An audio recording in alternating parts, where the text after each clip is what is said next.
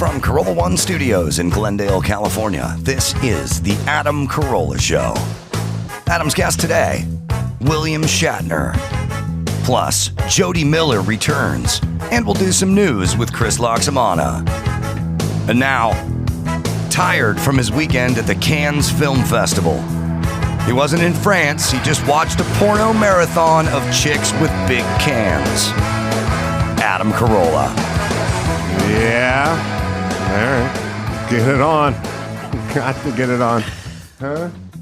Oh, all right. Nope. Oh. Okay. Sorry. Just got some news. I don't know why people don't tell me things. It's a weird thing. What's your problem? I kind of go through my life where people go, yeah, I did this thing, but I didn't say anything. And I'm like, well, why didn't you say something? Or why didn't you lay it out? Or why didn't you figure it out? Yeah, but the reason why they didn't is the real story. Because I felt inferior, because it wasn't right, because I thought you'd ask me about it. I didn't have the words. How about just out of it, lazy, and don't have a pattern, I like was a protocol. Smoking a doobie, and I didn't feel like talking. I mean, come on. The reasons are manifold. Yes, you're right. All right, I won't get caught up in my head, but can we agree. produce a little better around here? Sorry. I'm just visiting. All right, Jodi, bloop. Skinny Jodi Miller's over there. Max Spada's over here. I'm just finding out sort of information as the show begins. Bill Shatner, good to see you, my friend. Oh, my God, it's good to see you. It's a short drive from my home to you. It's like a path well worn now. Yes, always excited to speak to you. Oh, are you really? I am. You're one of my favorites. Oh, that's wonderful to hear, because you're one of mine. I'm glad we have that kind of reciprocity in our relationship. Yes, it's kind of loving. Yeah, I agree. I really feel affection for you, and we don't know each other very well, but we know each other fairly well. Do you guys want us to leave you alone for a little No, bit? You want a moment? No, we Clear out. want to be all together. It's more fun. Well, speaking of romance at age 93, Hey. is that something that's still Are you part kidding me? of your Even ritual? now, something is stirring. In your loins? Do we get to guess what's stirring? I mean, I was sniffing her, and she smelled pretty good. I smell good, guys. So still the libido at 93. Well, it's my understanding. You can't tell anything from me. Apparently I'm somewhat unusual. But apparently there's a lot of sex in old age homes. Yes. Oh my God. I was just talking about this because What I were work you on a talking tribute show. about? I was Why? talking about it because I have something to look forward to. I want to know that. A lot of sex in an old age home. So STDs and not just sex, a lot of binge drinking is happening. Yeah, but that's in senior water. No, like That's Pedialyte. from sex. What are you doing? From after the sex, they need to hydrate. No, like seriously, they're just partying it up in old age homes, and Yeah. I can't wait to get there. It's like spring break over It there. Yeah, is. but it only happens every 6 months. Yeah, it reminds me, my grandmother was not a fan, and my family were never really fans. There was kind of down-rounders, I called them. Always trying Fans to- of? Myself. Trying to... They weren't fans of yours? No, not at all. Or they played it close to the vest, if they were fans. Yeah, but wait a minute. What stage of your life are you talking about? My entire life. No, wait a minute. You went through, because I know you a little better now than before, and probably better than many of the people listening, that you went through some very severe stages. As a young man, you were doing one thing, and you may have yearned to be funny, but you were being funny in front of a hammer and nails, and then you gave that up and became this world-renowned comedian.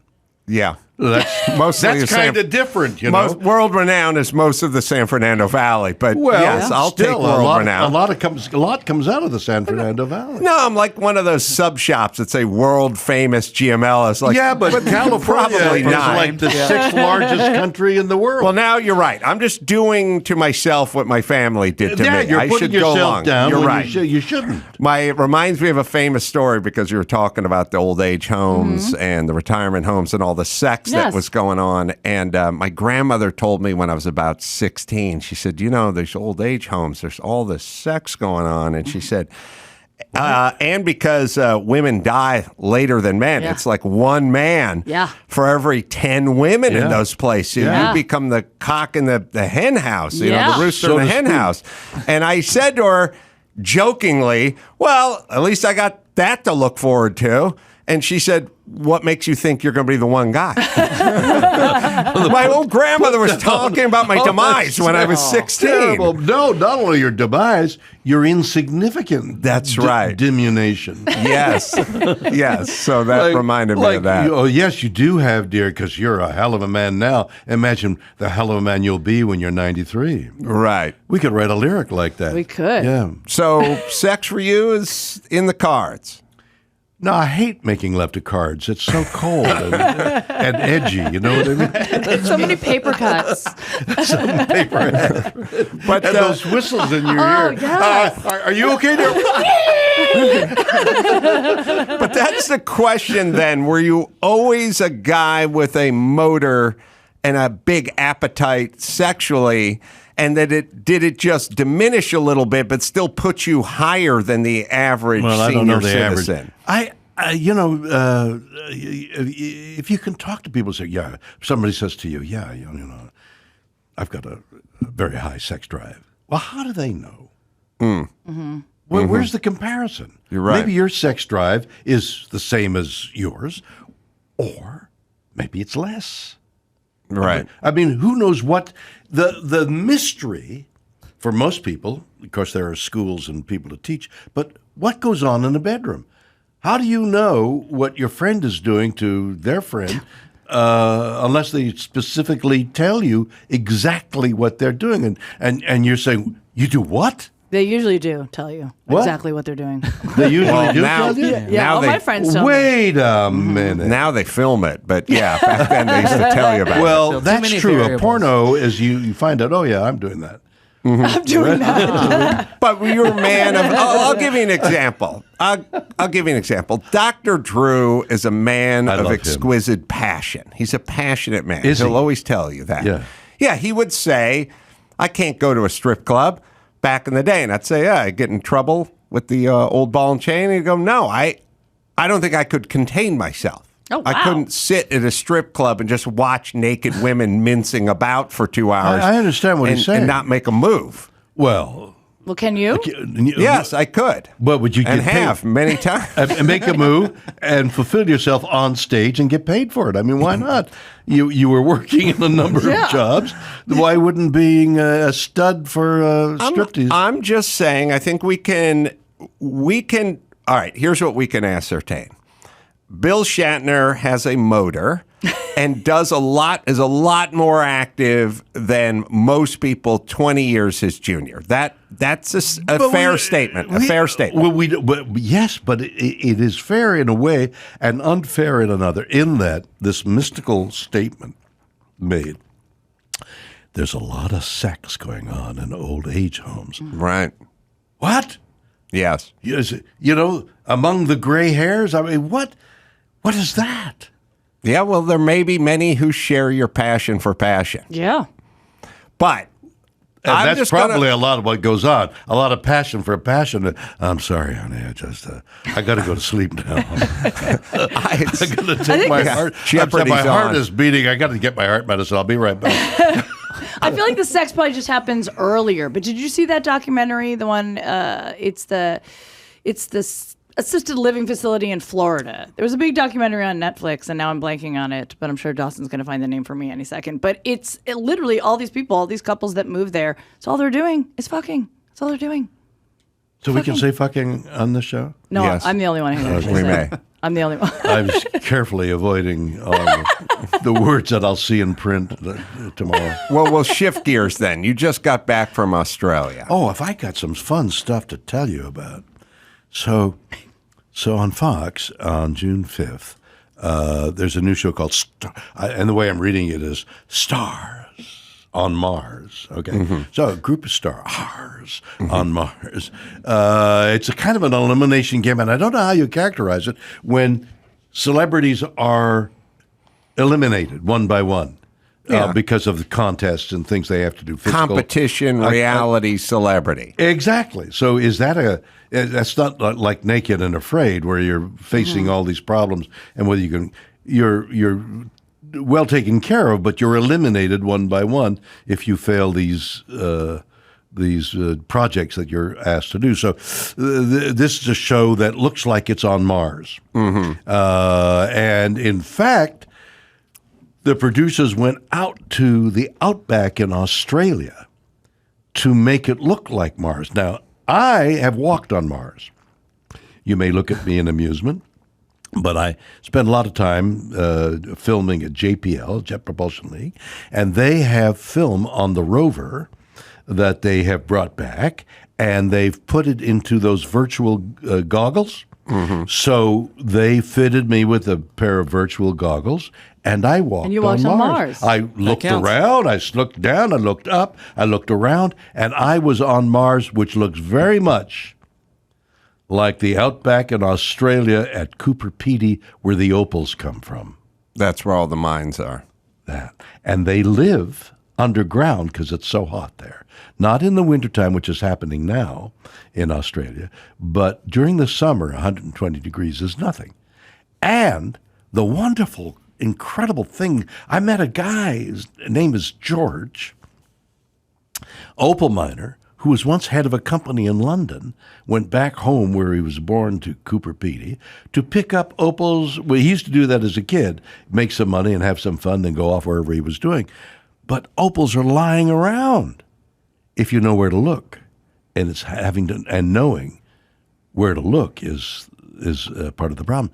So one of the stories that I heard about was George and a small group of other people go out during the day looking for opals. They dig in the ground. There's deep trenches everywhere in the desert. It's like what the miners used to do here in California. They dig a 6-foot trench to see if there were any minerals around, and then just leave it there. And when I was motorcycling in the desert, when I used to motorcycle in the desert, you'd hit a trench and you'd go fall into the trench. So these miners for opals are digging in the ground during the day and finding opals and coming back with opals. Now, what happens is the sun goes down, and of course it's pitch black. There are no lights. Cooper Pedy is 1,500 people in the middle of the desert. I mean, I can't think of a town in that I know of. Right. I know they exist in California in the desert that have 1,500 people are there because they just want to get away. These people just want to get away, but they want to get away and pick up opals. But at night, the people who are there because they want to drug out and just lose themselves come to life at night and walk the fields that were picked during the day, hooded because it's cold at night, and in the darkness looking for opals with what they call a black light. They shine a black light to see if something gleams. And I do that in my hotel rooms before I lay down on the comforter. I do it in an old age home looking. Is that you, honey? And I got a black light. No, it's not me. Get away from me, you dirty old man. And they call them what? I call them ghouls. It sounds terrifying. The ghouls of the opal mines. I mean, it's a heck of a story. Yeah. You could say fuck, so I can say hell of a story. God, that sounds kind of terrifying, though, a little. No, imagine. The way you described it is kind of scary. Well, it's terrifying. Here's the other story. So we've all seen footage of the stars at night, of the stars in the sky, the Milky Way. Okay? So if you can get away from light pollution and you can look at the stars, you just lie back, and look at the night sky, it's overwhelming, right? Sure, yeah. Okay, have you ever seen it? I've been places in nature where you're like, oh, I've lived in Los Angeles my whole life. I've never seen this view of the cosmos. So have you experienced that? Yes. Where you can almost read by the light of the stars. Yes. Yep. Have you? Yep. I can't remember when I did. When I experienced that heavenly experience.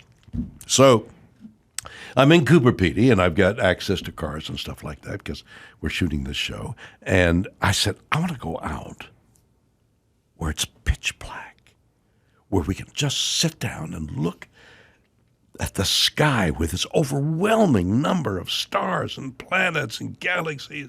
I mean, the Webb telescope is showing us this incredible fury and frenzy that's going on in the universe. You want to see part of it. Black at night in Cooper Pedy, beyond Cooper Pedy. Okay? So I said to somebody, can you take me out? He said, yes. There's a hallowed ground about 20 kilometers. What's a kilometer? It's about 2/3 of a mile. Yeah, so 100 kilometers an hour is like 62 miles an hour. Exactly. So let's drive out there. So we get a couple people pile into the car, and we drive for 45 minutes out into the blackness. You can imagine 1,500 people in a small village in the middle of nowhere. If you're 3 yards away, you're in the middle of nowhere. Drive for a half an hour to the hallowed grounds where the Aboriginal hallowed grounds are. It's really getting away. So we're driving. And finally, he stops. And he turns off the headlights. We're here. We're on the hallowed burial grounds of the Aboriginal. It's like holy land. It's like our Native Americans where they buried their dead. It's hallowed. Hallowed. Not hollowed like in Cooper Pedy, but hallowed. Hallowed. Yeah. So we get out, and your eyes have to adjust from the headlights. So my eyes are just adjusting. And we're in the middle of nowhere. Let me tell you, you don't understand nowhere until you understand where we were. Okay? And my eyes are getting adjusted when I see headlights along the dirt road that we just took off the main dirt road that we took. There's headlights coming our way in the middle of nowhere. 1,500 people are 20 miles away. What are they doing? Why? Headlights come closer. They're right shining in my eyes.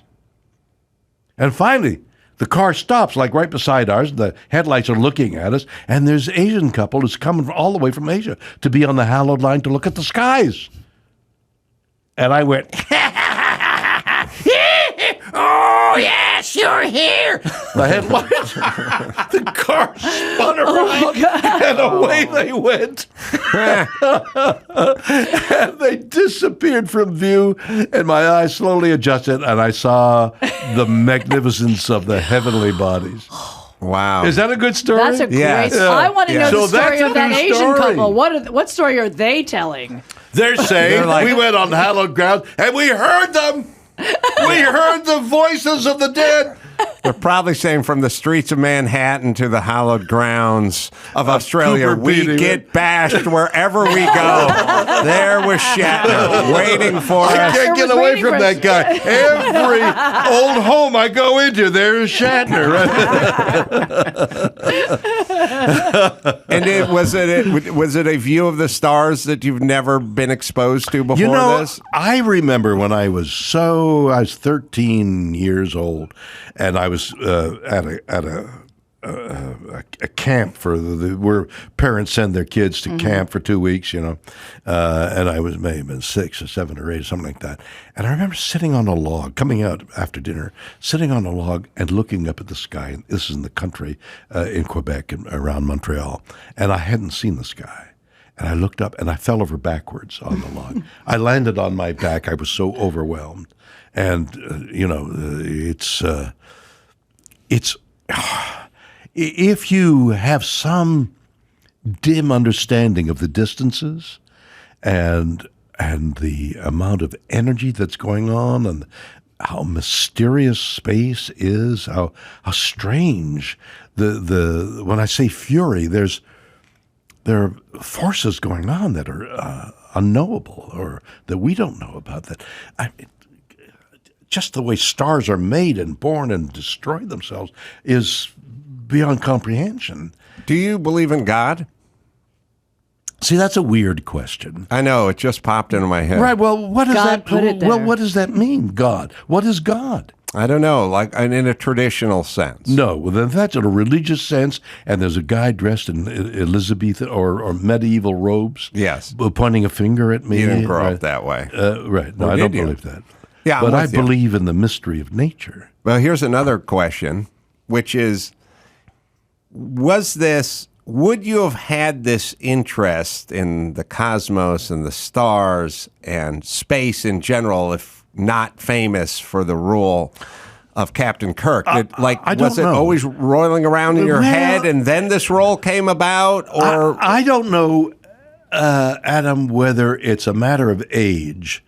We were talking, you and I, prior to the broadcast about wondering why people aren't absolutely amazed at the world around them, at the things around them. Like I'm looking at you and you're wearing your glasses, and I'm thinking, glasses. I've heard 2 stories. I've got a story about my own granddaughter who was born, and it was a little, cried a lot. Mother didn't know why. And finally, at 6 months of age, my daughter, my granddaughter's mother, discovered that my granddaughter needed glasses. So they put glasses on her. Now, I can't do this. I'm on camera, so I can do it on camera. But for your listening audience, I'll describe what I'm doing. The child was looking down with the glass on, didn't want the glass, got the glass on, then suddenly opened her eyes and lifted her face slowly to her mother's face and looked with amazement, seeing her mother's face for the first time. Clearly. Clearly. Yeah. So like she said, my God, that's my mother. That's why I've been crying. So that's a miracle. Right. Glasses. Yeah. I'm looking at your glasses. Right. So that's bewilderment and wonderment and appreciation that mankind made glasses so you could see more clearly, so you could see the old ladies in the old lady home. Yeah. That, Right. just make a discretion of who. I'll bet those Asian tourists wish they weren't wearing their glasses when God, Shatner came out of the woods.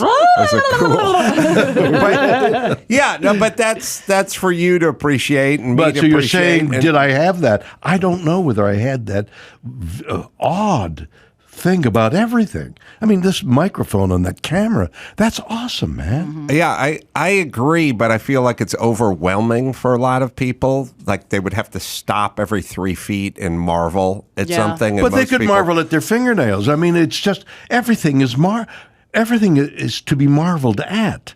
And to push that further, I'm aware and more vitally aware of the extinction that's going on around us.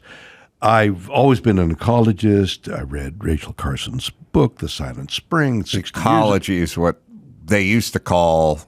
I mean, in the 70s, ecology was, planet, global warming Right, and yeah. global science. they didn't and stuff, believe but they it. called it ecology Right. back then. Well, that's yes and no. Ecology is a generic name, and it means the things are. But just for clarity, if anyone's listening, that's what they don't really call it ecology anymore. Well, I don't know what they call it, but what I'm saying is there are things going extinct as you and I, as the 4 of us are speaking. 4 of us here are speaking. Things are going extinct right now. Something just went extinct. Whether it was an insect, a bird, an animal, and it was never noted that it existed. So it's gone, and we never knew it was there. And it took 3 billion plus years for it to evolve to be the miracle that it was here on Earth, and we don't know that miracle existed. We will never know that it existed. It evolved to me. I want life, and it got to be life, and it's existed in life, and it was here, and we snuffed it out, and we didn't even know it came about. The miracle of it evolving in 3 billion years, it was there. I'm here. I'm dead. Sorry for shame. laughing. So, right. Yeah. Well, it is. You're laughing at the horrendous part of it. It's horrendous. Yeah, And it's awesome. And Yeah. that's the marvel. agreed. Sorry to backtrack, but I was thinking about you riding your dirt bike in the desert. Yes. And it struck me that there was a movie of the week where you rode Where I your did. Because your the dirt story bike in involved the there. desert in Baja, California. Yeah, well, perhaps. a little further north. And we got to find it now because I talk about the movies of the week from my I love the movies childhood, of the and week. I love them, but I forgot about the Shatner dirt bike desert gang. What was it movie of the about? week. That's what it was about? I forgot what it was about. I can tell you what it was about. But I'll tell you what happened was I fell. I was driving, and you go. You're riding a motorcycle. I'm riding a motorcycle. You go in a group, 3, 4, 5, 6 guys, people, and you stay fairly close because if your bike blanks out, you got somebody in your rear view mirror that you're looking out for. Well, I fell into one of those desert holes. God. Yeah, 6 foot. Boom! Jesus. I fell right in and disappeared from view. And the tragedy is they didn't know I was gone. They just kept on going. Now I've got a dirt bike in a deep hole, and I'm half conscious because I hit pretty hard. I'm wearing leathers and I'm wearing a helmet. I finally am able to drag the bike out of the hole, and I'm sitting there in the hot desert sun with a helmet on and leathers to protect me from the driving, but I'm not driving. Now, what do? Do you take off the helmet and leathers to avoid heat stroke and get sunstroke? Or do you keep what do you do? And in that confusion, I didn't know what to do. And I looked up and I saw an alien on a bike in the desert. And he waved to me. And I took that for a signal to follow him. My bike finally started. I followed dimly down the desert, and he took me to a main road, and I drifted down the main road and found a garage and fixed my bike. We say alien on a bike. He didn't look like any human being I saw. Oh, really? Do you really think you had an encounter? I don't know. All I can say was See, half it conscious. is Mexico, so when you said alien, I know where wait you're a going. minute. running I know fentanyl where for the you're going. Some of cartel. the best people I know are Mexican aliens. You really think that was somebody I sent don't know. a guardian alien? I don't know. All I can tell you is my life has been blessed just by being here. Look, I'm here on Adam Carolla show. Is that a blessing? True. It is. Yeah. Well, not all the guests feel the same way that you feel, but I do. We have the trailer for Pray for the Wildcats Oh, That's what it was called? from 1974. Was it a movie of the week? I think so. It was one of those things. Who could remember? Oh, there you go. And there were no stunt doubles there. Oh, Andy Griffiths is in I this. think that's me Andy right there. Griffith. That's me. That's Shatner. There, I'm fighting. No, I'm not. Now you're getting beat on. Yeah, but I have a yellow shirt on. Marjo Gortner. Marjo Gortner. That was Yes. This is the trailer? I have no idea what this is about. It's Did guys it in the differently back then. I was Getting with. rowdy. Now that it's all coming back to me, I was with a group of stuntmen.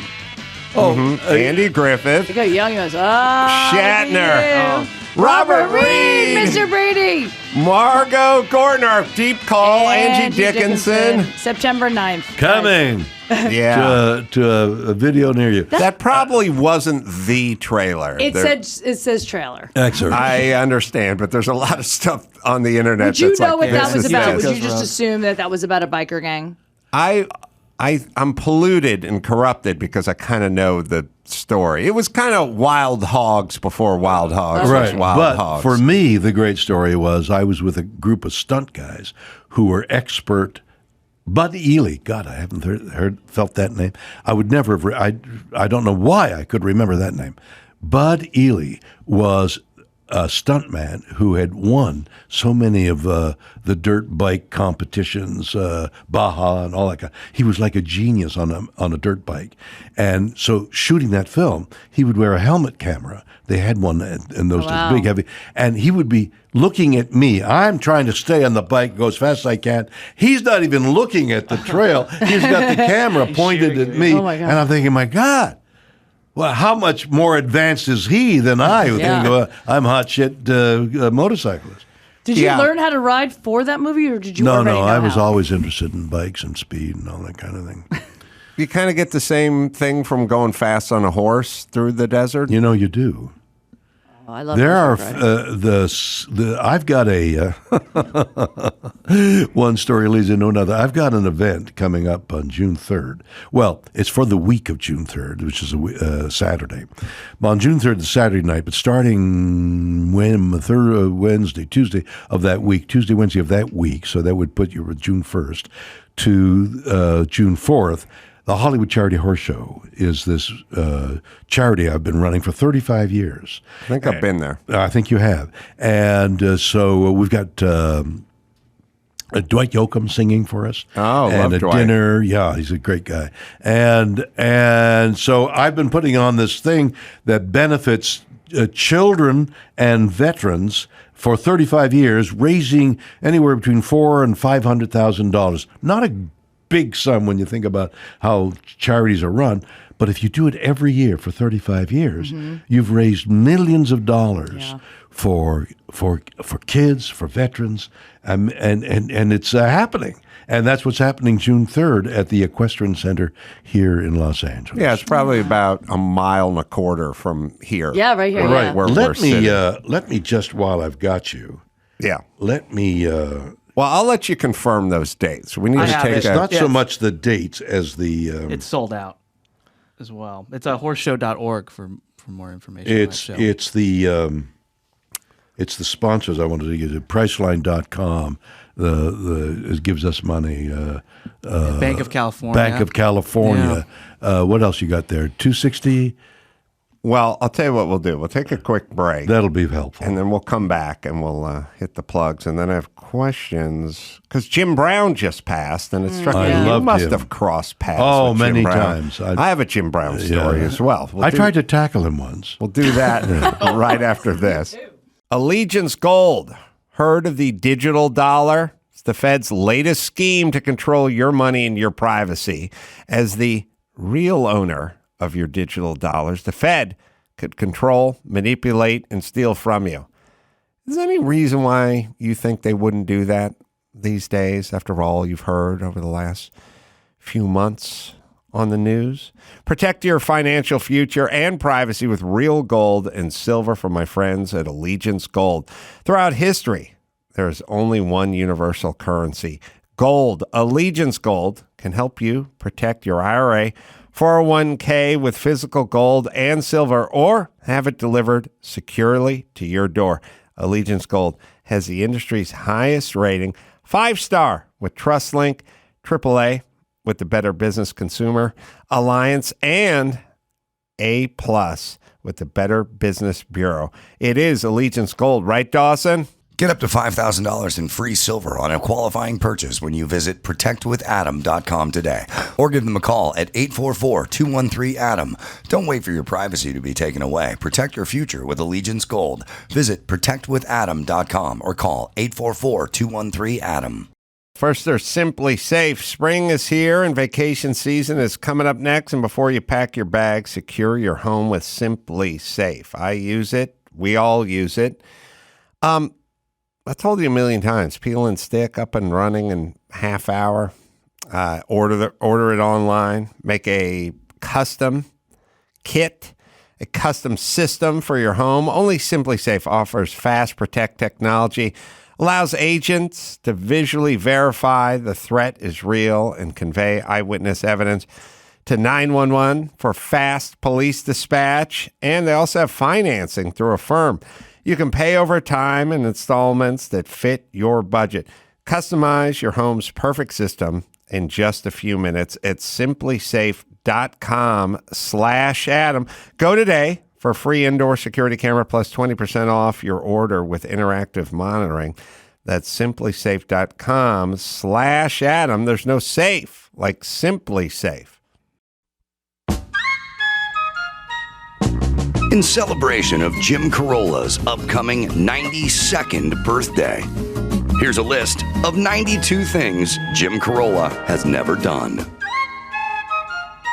Number 64. Used the word torque in a sentence. Just one of 92 things Jim Carolla has never done. Let's get back to the Adam Carolla Show. Bill Shatner in I'm here. studio, Stars on Mars. It'll premiere June 5th on Fox, and also the series, The Unexplained, new episodes, 5th season, airs now on the History Channel as well. So Jim Brown passed recently, and I only met him once, but I have a Jim Brown story. Tell us. Well, I was going to ask you to tell yours first, but I know you're looking for something, so I'll buy you a little bit of time. Okay. I was on a American Airlines flight out of New York, landed in LAX probably about 22, 23 years ago, sitting in first class. The plane pulled up to the gate, had the jet bridge attached to it, and we're at the end of the airport, and everyone got off to deplane, but they wouldn't open the door. They told everyone we had to wait. There was a delay. And I said, well, you couldn't, the weather was nice. The jet bridge was attached. Yeah. The airport seemed pretty busy, unbusy and open. And why can't we just walk through the airport? And they said there was a bomb threat in the terminal we would have been exiting into. And so we're not going anywhere until they clear this bomb threat. So we were sort of milled about in first class for a few moments. And then I noticed Jim Brown was on this flight, which I was excited about. I probably knew it, but he was probably sitting a couple rows in front of me, and I didn't want to bother him during the flight. But now that everyone was standing up and milling about, I thought, I love football, and he's Jim Brown, and he's the ultimate football player. And so I walked up to him. I didn't really know what to say, so I just said, you're Jim Brown. He said, yeah. I said, okay, look, this airport may be closed for a while, but here's my plan. We're going to make a move. I need you to lead for me. You go down the jetway, hit the terminal, take out the first security guard, block him. I'll cut right off your block, and I'll go for daylight.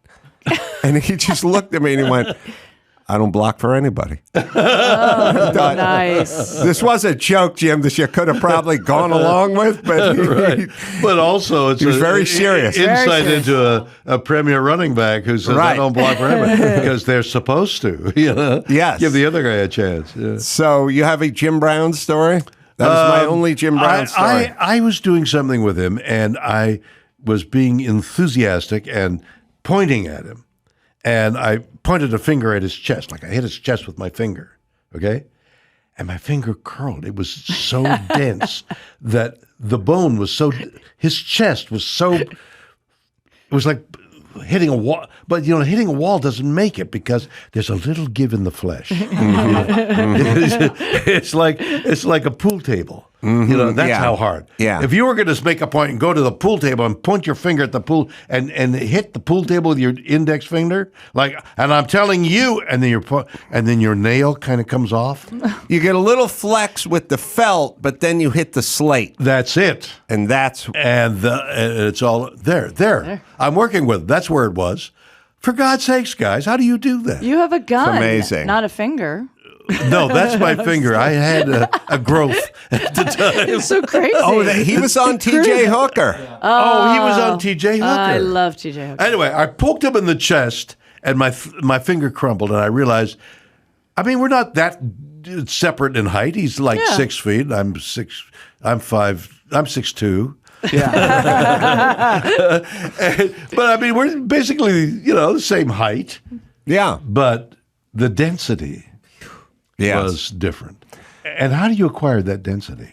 Yeah. Adam, how do you? Look, Is that being hit all the time? People do way too much talk about diet and exercise and getting with the right trainer and the right workout regimen or something. Certain guys are just specimens. Yeah. They're Yes. just born that way. specimens. He was a specimen. And I'm sure, and he did the things that were prerequisite things, worked out and ran and did all the stuff everyone else does. Right. He just happens to be a specimen. And I do think, in a weird way, that as humans, that is the attraction. Sometimes you see a woman who just looks amazing in a bathing suit. It's Right. amazing. And all your work, people want to talk to her about what her workout routine is or what diet shakes she takes. But have you seen Sofia Vergara get out of a swimming pool and start walking across the patio? That's just it's touched by God Yes. or nature or the cosmos. Mom and Dad. Yeah, and Jim Brown was just touched by God. Yeah. And I think the reason we're so attracted to those people is we do understand on a certain level they are touched by God. Yes. There is no amount of you working out, no personal trainer, and no protein supplement that'll ever get you to do that, to look like that, to be that. Because otherwise we wouldn't have the bizarre worship of either the female, Raquel Welch or Jim Brown. Like we wouldn't have the worship of them on a cellular level. I would choose a couple of examples that are more modern day. Yeah. You're placing yourself in the... Well, Raquel Welch and Jim Brown were in a movie together. That's true. And they're sort of semi-contemporaries and both passed recently. That was my reference point. That's a good reference point. And I did do the Sofia Vergara one. Yeah, I'm going to get Jason Momoa and Sofia Vergara, okay. right? Or even, I want to know, who would you pick? Me? Yeah, who would you pick? Throughout history, too. Or not history, No. I don't mean Cleopatra. I was thinking of an athlete. What was the Rams' previous Kirk? What's his name? Kirk Warner? No. Quarterback? No, Kirk Douglas? Ram? No, Rams quarterback. Cornerback. Quarterback. Kurt Warner. No, next. Well, after that, Ooh, go. I'm dizzy. Just recently, before we got this guy, Jared Goff. Jared Goff? Jared Goff. Okay, Jared Goff. So I saw him at a sports show. Went up to shake his hand, and he stood up, and this lithe, good-looking guy stood up easily. I used to stand up that easily. The bones don't work. Oh, yeah. Back in your mid-80s, you could Right. pop up. Right. Yeah. I would. So this guy, this Greek god, stood up, and I thought, "Wow, that's a human specimen." Wow. Yeah. What about timeless beauties throughout your sort of past in Hollywood?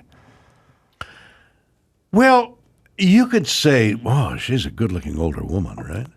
Or not. No, like maybe it was in but the that's time. the phrase. A timeless beauty is timeless, right? So they have to have an age on them to give them time. So timeless is they've gone through all this time and they seem timeless, but they're not.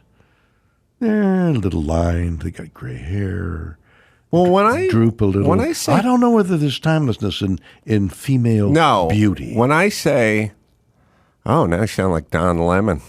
When I get the reference, he got in trouble recently. I know, but where does that come from? No, you're saying lines. Pastor Prime. We now have to pretend No, like no, lines I'm and sitting wrinkles right are No, here. sexy. I'm saying a timeless beauty is a mixture, is a phrase that has two contradicting words. I didn't mean it as ageless, and I didn't mean it as timeless. What I meant was... Oh, wait a minute. Ageless and timeless. That's interesting. What I meant was Gina Lollobrigida at age 28 was more beautiful than the... Gina Lollobrigida at 88. No, that we've established. But she's a timeless beauty at who- 88. What Who I'm would still saying is, hold up today. Yeah. Megan Fox is beautiful, Yeah. but Raquel Welch in her prime better than Megan Fox. That's what I'm an saying. adolescent dream of yours. That's right. It is. That's what we do here. That's what it is. You're prejudiced. Yes. No. Okay. Here. Okay. We'll circle back to But wait Jim a minute. Brown. Timeless beauty. Go back because I don't want to be left. He's a Misogynist. Misogynist. I'm not. I've got 3 daughters. I want the best for women. Yeah, I got black friends. We get it. Do? I use that one too. I got a daughter too. It's not going to help me. It helps a little. But then I when got you 3 say it, granddaughters. then it nullifies So it. I got They gotta 6 say it. and my wife. So I got 7 women that I want to do well. Right. Get equal pay for equal work. All right, I'm sorry. Go back and walk back the timeless beauty Okay. comment. So, what's timeless beauty? Timeless beauty is, look, she's beautiful. Even at the age of 90, she's beautiful. And then the next phrase is, what a beauty she must have been. Right? How beautiful she must have been at 18. Right. When everybody knows that the bloom is on the on the rose. Right. At 18 to 25. And then other things take place. Like we've got a beautiful woman in front of us. Thank here. you. How old are you? Older than 25. But younger than? But younger than 60. I was going to say 60. So somewhere between 25 and 60. Yeah, but that's Shatner years. You know what I mean? I mean, yes, absolutely. So she's a timeless beauty. She's beautiful. Yeah. Thank you. You're right, but Well, you are. it is insane because you're probably out riding barrels this morning or something on a horse. No, I He's ride a horse. The 93. barrels are the obstacles, right? I'm saying the point is in Jody's world, being called 60 is devastating, but in Shatner's world, you're a woman who's 33 years I got his it. I junior. know. She's full of the vitality of youth. That's jailbait at the old person home. Yeah, that's what I'm Jailbait planning on doing. at an old age home, yeah. So wait, like Jane Fonda, I Yes. think she looks beautiful. Or how about Timeless beauty. Martha Stewart, who just did the swimsuit. Martha Stewart, a she just did timeless the cover beauty. of, Oh, of that's Sports right. Illustrated. Absolutely, showing cleavage. Yes, at 81, I believe. Yes. Right. But so the question remains: who in your day of days of yore did you just go? Did you see who, in the older actresses? No, you have to see. No, Every single one that the appeared most on beautiful. Star Trek. No, the most beautiful. You have to see them in person. Right. When you see them and you're just like, I cannot believe how beautiful they are. The glow of their skin. Yes. The gleam in their eye. The music of their hair. Yeah. The delicate feet. Yeah, who are they for you? Like, well, go back. Lost in dim memory, man. You don't remember any of those. I don't remember their names. I've got their face in my. I mean, did you in ever my see memory. like when you were, up and coming, like An actress? Yeah, so you walked into an award show, you've never seen this person in person, and you were just blown away by their beauty. Is there somebody who stands out? Well, I can't remember. Jim Brown, I would say. Jim So Brown's beautiful. chest. His density. Yes, amazing. Density was alluring. Yeah, well, Jim Brown is kind of an example. They always go, he was like a modern day football player playing in the 50s and the 60s. Right. Like he was a man. Now guys run 4.340s and they're 250 They got pounds. all and that stuff. web, with all that metal in between their face and the elbow. Yeah, they have a face mask Yeah. back then when they didn't. But he was considered that guy. I'm Right. trying to figure out who that female That version Was. was. I mean, Also, let me tell you the sad thing for anyone who's a big fan of lacrosse. I am. All right, well, be prepared to be devastated. All right. Lacrosse is such a non-sport that the most famous lacrosse player You had this was question. Jim Brown, even though he never played professional lacrosse. Tell you what, it was even earlier than that. The most famous one was Bronco Nagurski. He played lacrosse? Absolutely. Wow. Did you, and I played people him. may know that name, but Well, no, it goes old-timey way back to 30s, football, yeah. 20s football Still player makes named Adam's point. Bronco Nagurski. I mean, I know him. The point is there's an entire sport called lacrosse. I know. You can't name one lacrosse player except for Jim Brown and now Bronco Nagurski, but they never played lacrosse. They played in college or something and then transferred into playing football full time. I need to, before I have a guilty feeling, so you got to let me alleviate the guilty feeling. The sponsors for my charity show Please. are Priceline.com, right? Bank of California. Have you got it in front of you? No, I don't. Those are the only two I saw. Right. We're being fed, and there's another. We have wine and food coming. I'll get it before the show's over. Please. Here, because Chris will find it, I got though. it. Don't. Grapevine PR, MGO, Stonefire Grill. Stonefire Grill is feeding us. Yeah. Just call. Creation Entertainment. Creation Entertainment is helping us with funds. Terravina. That's Vineyard, the wine, giving us wine. Line 204. Yeah, and line 204 is tents and stuff like that. A charity works in mysterious ways because if you're going to serve food, if you can get a discount on the food because it's a charity, that's already they're giving you their money. But just in terms of things and services, but individuals giving you money. They could give their money anywhere, but they give you their money. And by the way, every cent that's given to the Hollywood Charity Horse Show goes to the children. I put the show on with my assistant in this last several years, Kathleen Hayes. But Kathleen Hayes and I put on the show. There's nobody being paid to put on the show. I've farmed out the horse technology, the stables, the feeding. That's done by people who do it and get paid by the horse show. But we put on the charity show, and we raise the money for the charities ourselves, making appeals like I'm doing here right now. So working at charity is a humiliating at times. I was going to say humbling. Well, you tug at people's.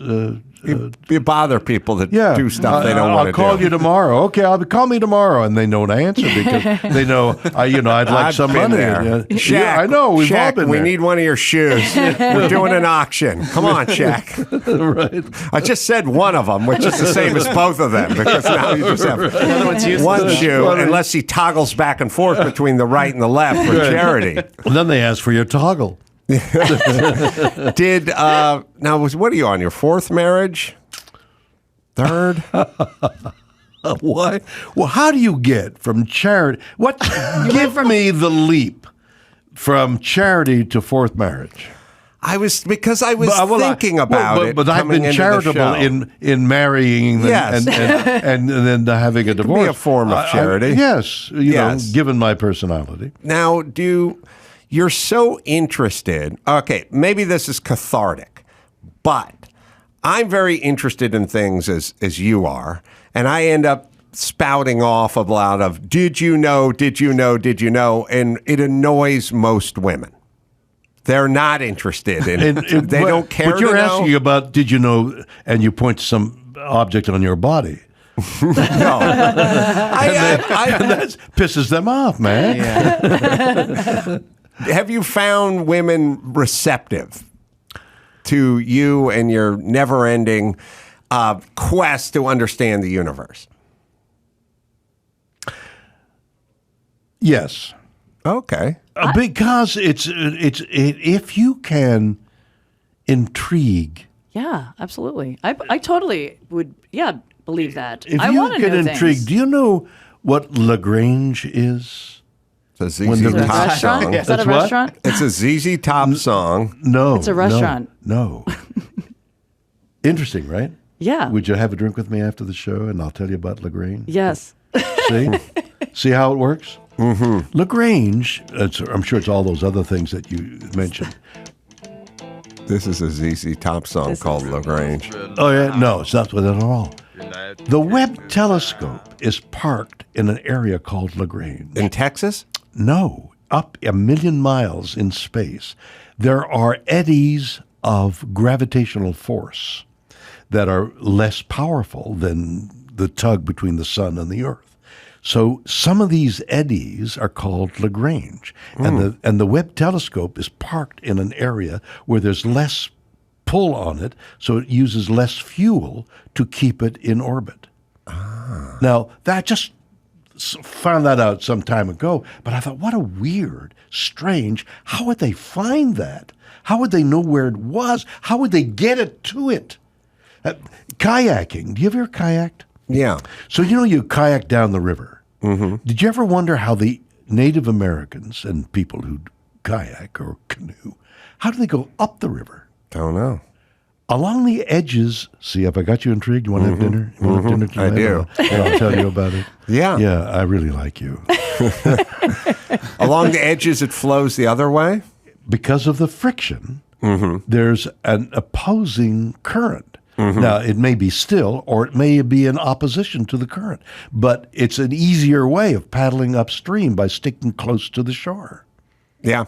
I marvel at But I marvel at almost all things World War II, and I've never met a woman who was remotely interested in World War II. When somebody says, I want to tell you an untold story of World War II, do you go, yeah, what is it? Yes, I do. Yeah, me too. I love a World War II story. Well, But actually, untold. the way you just worded it, it's the way you word it. How do you word it if you're talking about World War II? Because that sounded intriguing. Okay, I want to hear an untold story. Well, it's about spies and the Nazis and the fact that underground and the so you get already it's like like the ghouls of the opals. Maybe you just don't tell a good story, Adam. Maybe that's what it is. I don't spin the yarn like Shatner does. I think that's the problem. That's The delivery, yeah. Yes, the delivery. Come on, you know that. Well, UPS delivers. I mean, what is that? So LaGrange, but it was named after something. I don't know. Remember, what was the football player, LaGrange? Red Grange. Red Grange. Wow. Well, maybe Red Grange was the Great lacrosse player. the great lacrosse player. Yeah. We're taking a deep dive. We got Bronco Nagurski, we got Red Grange, and we got Jim Brown. Yeah. Well, if Lacrosse you love has football, never gotten this much you know airtime. you know the history Ever. of football. You know where those guys wore their leather helmets and got bad. Yeah. You know, and no padding. No padding. You ever watch the English football? Yeah. And they dive at each other and they slam each other and they knock each other down and there's no padding. And they lead with their head. Yeah, they're now figuring out that they're blaming the modern helmet on a lot of the concussions because people play at a speed.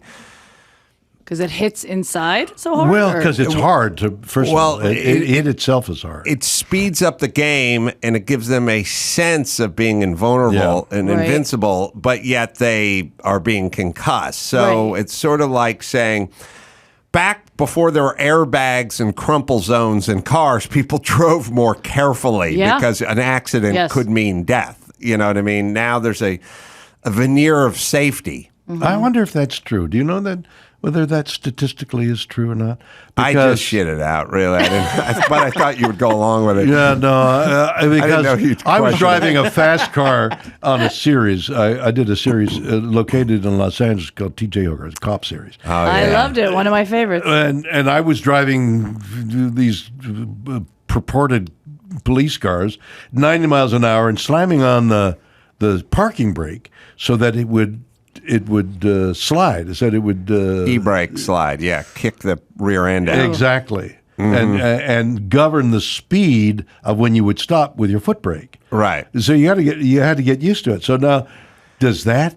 And they were saying wear a seatbelt. And I said I'm not wearing any seatbelt. T.J. Hooker's not going to wear a seatbelt. Yeah, you had to jump out of the car. Exactly, and that was my argument. I got to jump out of the car. What if I'm tangled in the seatbelt? You did a lot of running in that those episodes, and jumping and sliding over car hoods. Here, let me ask you. Heather Locklear was your co-star. Yes. She's gorgeous. What in her about prime. Did you? But is she timeless beauty? But when you saw her, go a little further. I think she went down the road of doing too many things to her face, and she didn't let herself age a little bit. I think. And by the way, I'm a huge fan of plastic surgery, Botox fillers. I just think some women overdo it. But by the way, bones of your face are a big factor too. Yes, agreed. You can be round-faced and beautiful, cutest thing you ever saw as an 18-year-old, and when you get older, it just thins out and hollows out. It doesn't work. But Jody's question was when you saw her in her prime, because she was in her prime, timeless beauty. She was stunning, right? Oh my goodness, she was every man's young dream. Yes. The girl you Heather wanted to take Locklear, to the dance. Yeah, best episodes were always like when they'd explain to her she had to go undercover to strip club, but it was not a real strip club. It was a sort of bikini strip club. Yeah, I mean, but that was just the best. Right. And Adrian Smad, a lot of big hair for the a force. lot of hair. Look at this, the hair on both of you. Adrian, an interesting thing about Adrian is he was wonderful, a lovely guy, but he was a dancer. Did you know that? And he, I think in the last year, if I remember correctly, he said, I got to go to Las Vegas and dance. So he left the series and went to dance in Las Vegas. And I think he's He was still Greece there. too. He was in Greece too. And I did a podcast with him in Vegas. Did Oh, you did? I did, yes. Yeah. How was it? It was great. He's just the loveliest man. He Charming really, guy, really yeah, charming, really yeah, charming. Also yeah. has great hair, great Yeah, hair. yeah. This whole room is Yeah. full of hair. Yeah, well, he's got the gene. Yeah, he does. Oh my God, look Yeah, at that. look at Yeah. that. Yeah, big hair, dancer's Yeah. body. Yeah. Look, you guys both have that attitude. It's great. It's Yeah. hot. Yeah, go Look at back. that smirk on my face. I don't know what I'm doing there. That's you want the definition of smirk? That Like- is it. Like somebody, what do you mean by smirk? Go look at Shatner in that picture. You'll understand a smirk. Did you, when you're doing TJ Hooker Yes. at the time, Yes. are you thinking to yourself, this is art, or this is a payday, or I'm Just an fun. actor, I'm getting paid to act, this is good? Is your tongue in your cheek? No, you're saying, my God, that sun is so hot, and the lights, and I got to what? No more powder. I can't put any more powder on. I'm sweating. No, man. If acting, if you know the words, that's the key thing. Mm-hmm. If you know the words, acting is great fun. Yeah. It's fun. It's playpen. It's Yeah. like let's play. Let's tell stories to each other. If you know the words. If you know the words. And knowing the words is all, for me, knowing the words is the work of an actor. Once you know the words, then it's like you've got your hammer and chisel and nails. You're out to make a thing, an object. I was watching a video before I came over here yesterday evening about folks doing an impersonation of you. And one of them, and I cannot remember which celebrity it was, said the pause in your cadence was to remember some dialogue. Right. And then you kind of cop to that. No, I said it to him. I mean, that's what I've said to people to say, that thing you do that, what's that? And I don't know what that is. I think it must be, I'm trying to remember the next word. Right. Like, hi, Adam. It's a funny video. Was it done by Vanity Fair or It's a something? Vanity Fair. Got it. It's Yeah. on YouTube. Yeah, it's on YouTube. I was watching it last night. Really?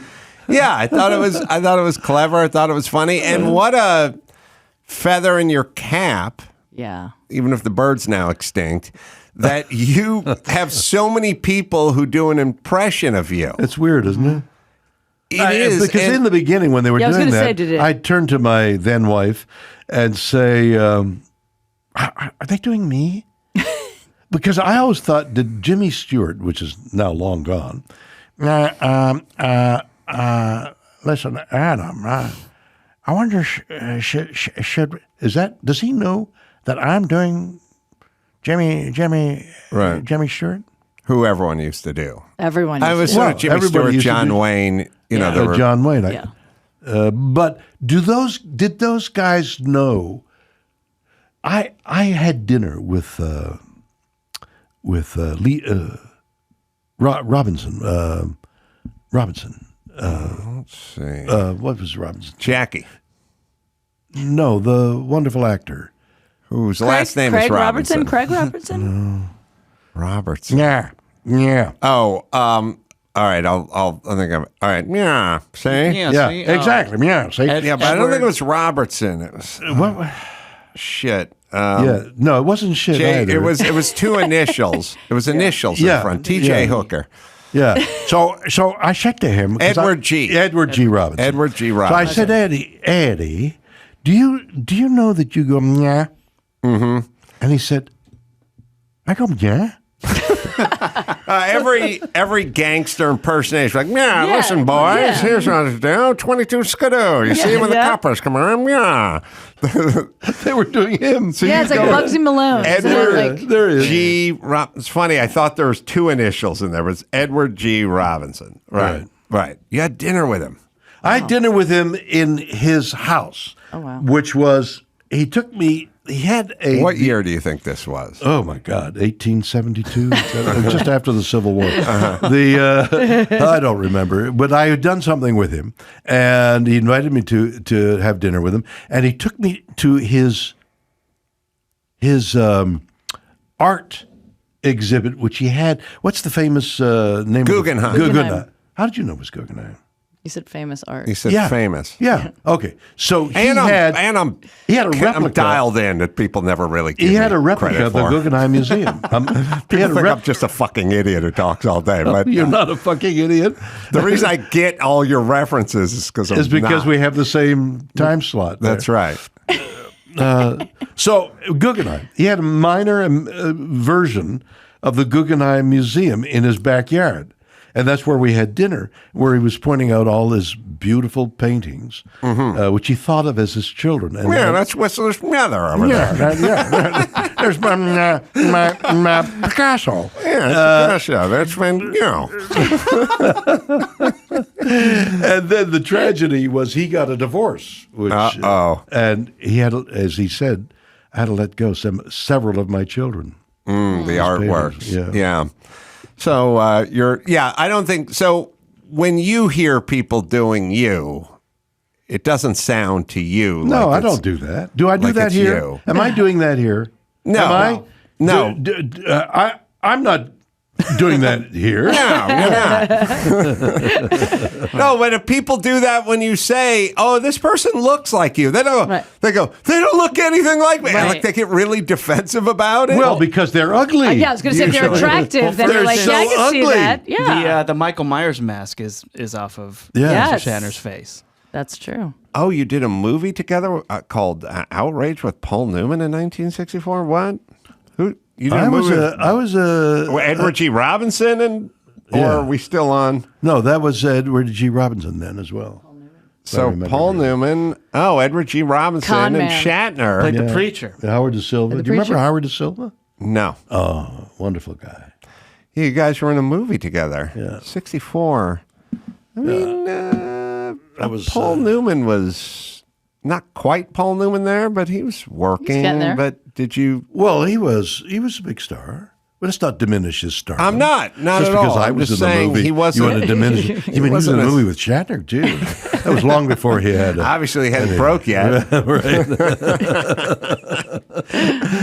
Did you see when you saw Paul Newman, young Paul Newman? Did you go, Yeah. man, this guy's Timeless. going somewhere? Specimen. Timeless. Right? Yeah. This guy's timeless. No, I just was trying to remember my words. I already did stand up one time as Captain Kirk. I did. You did? I failed. One of the biggest failures of my life, and I've had many, was the guy at the head of the big comedy. Improv, Bud Freeman. Freeman. Oh, see. I'm dialed into. Yeah, you are. Nice. So Freeman asks me, would you like to do some stand-up? I said, yeah, I want to do some stand-up. Because stand-up in the spoken word is the purest. I guess a singer writing his own lyrics. I went to see Brad Paisley's concert last night in Santa Barbara, and he was incredible. He wrote most of the songs. He's just, he's a genius, Brad. But so are Comedians. Was this night at the Improv, like when they used to televise it? no, they didn't televise it. Just come on up. I don't remember how I got up there, but I thought, I'll go up there and be Captain Kirk trying to do stand-up. Amazing. I would. Oh, That's a funny that's concept, a right? Yeah. great concept. Or not. So It right, depends. so Captain Kirk or not. So Captain Kirk would go up and say, "Hello, ladies and gentlemen. I'm here all day Thursday. I'm here Thursday through Friday. Those jokes and take my wife, Right. please." I did that. Take my wife, please. Captain Kirk took it. No reaction at all. I go, oh Jesus. Well, Captain Kirk would fail. I mean, it's supposed to fail. That's what's funny. Captain Kirk would not be funny as a stand-up comic. Right. It's a complex concept. Yes. Too complex. I was going to say they're way too It complex. was terrible. And when I walked off, Freeman was looking at me like he wanted to kill me. In fact, I think I was followed, and only because of my intrinsic knowledge of judo and karate did I defend myself against being eliminated by being a failure. And Well, the thing about stand-up and concepts is Kirk doing stand-up is a funny concept, but you will know 25 seconds in whether it's going to work or not. 15. 15 seconds in whether it has legs This or is not. not going well. Yeah. But I've got a hit show, so what do I care? TJ Hooker back then, or Who remembers? doesn't matter. Yeah, it doesn't It's all matter. just a dream. Let me give you a plug before we bid adieu to one of our favorites, Okay. Bill Shatner. Stars on Mars, that Yes. premieres June 5th on Fox. Oh, I'm glad you have this. And also The Unexplained, new episodes, 5th season airing now. The Unexplained is on the History? History Channel and on Netflix, and is a big hit, and it's getting great reviews and great Unexplained. And book Boldly Go, which is out Book as is we Boldly speak. Go is out there now. There's an album called Bill that's out there now. 2 documentaries. Documentaries of me. One is of me, and one is of my performance at Kennedy Center, of how I got there, and the thing itself, and an album of that performance at Kennedy Center. A watch. Eggard and I developed a watch that's coming out soon. Oh, really? A space watch, kind of a very fascinating face. What else am I doing? Oh, I'm doing an album, another album, writing it with Robert Chernow, who's the lyricist, about the connection of nature and people. And it's going to be a children's album and a children's book. And I'm in the act of writing it now and actually trying to sell it. Please come back whenever you have something to plug or not. We always love seeing it in replay. I don't have anything to plug. I'm not doing that. We're glad we're within striking distance of your home. All right, we'll take ourselves a break. Be back with some news right after this.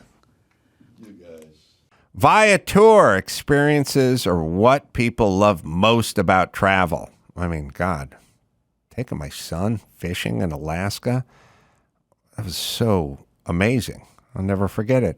Viator, it's a website and app for booking travel experiences, like seeing Stonehenge or a walking tour of Rome. Over 300,000 bookable experiences in 190 countries. Millions of real travelers' reviews. So you have the information you need to book the best activities for your trip.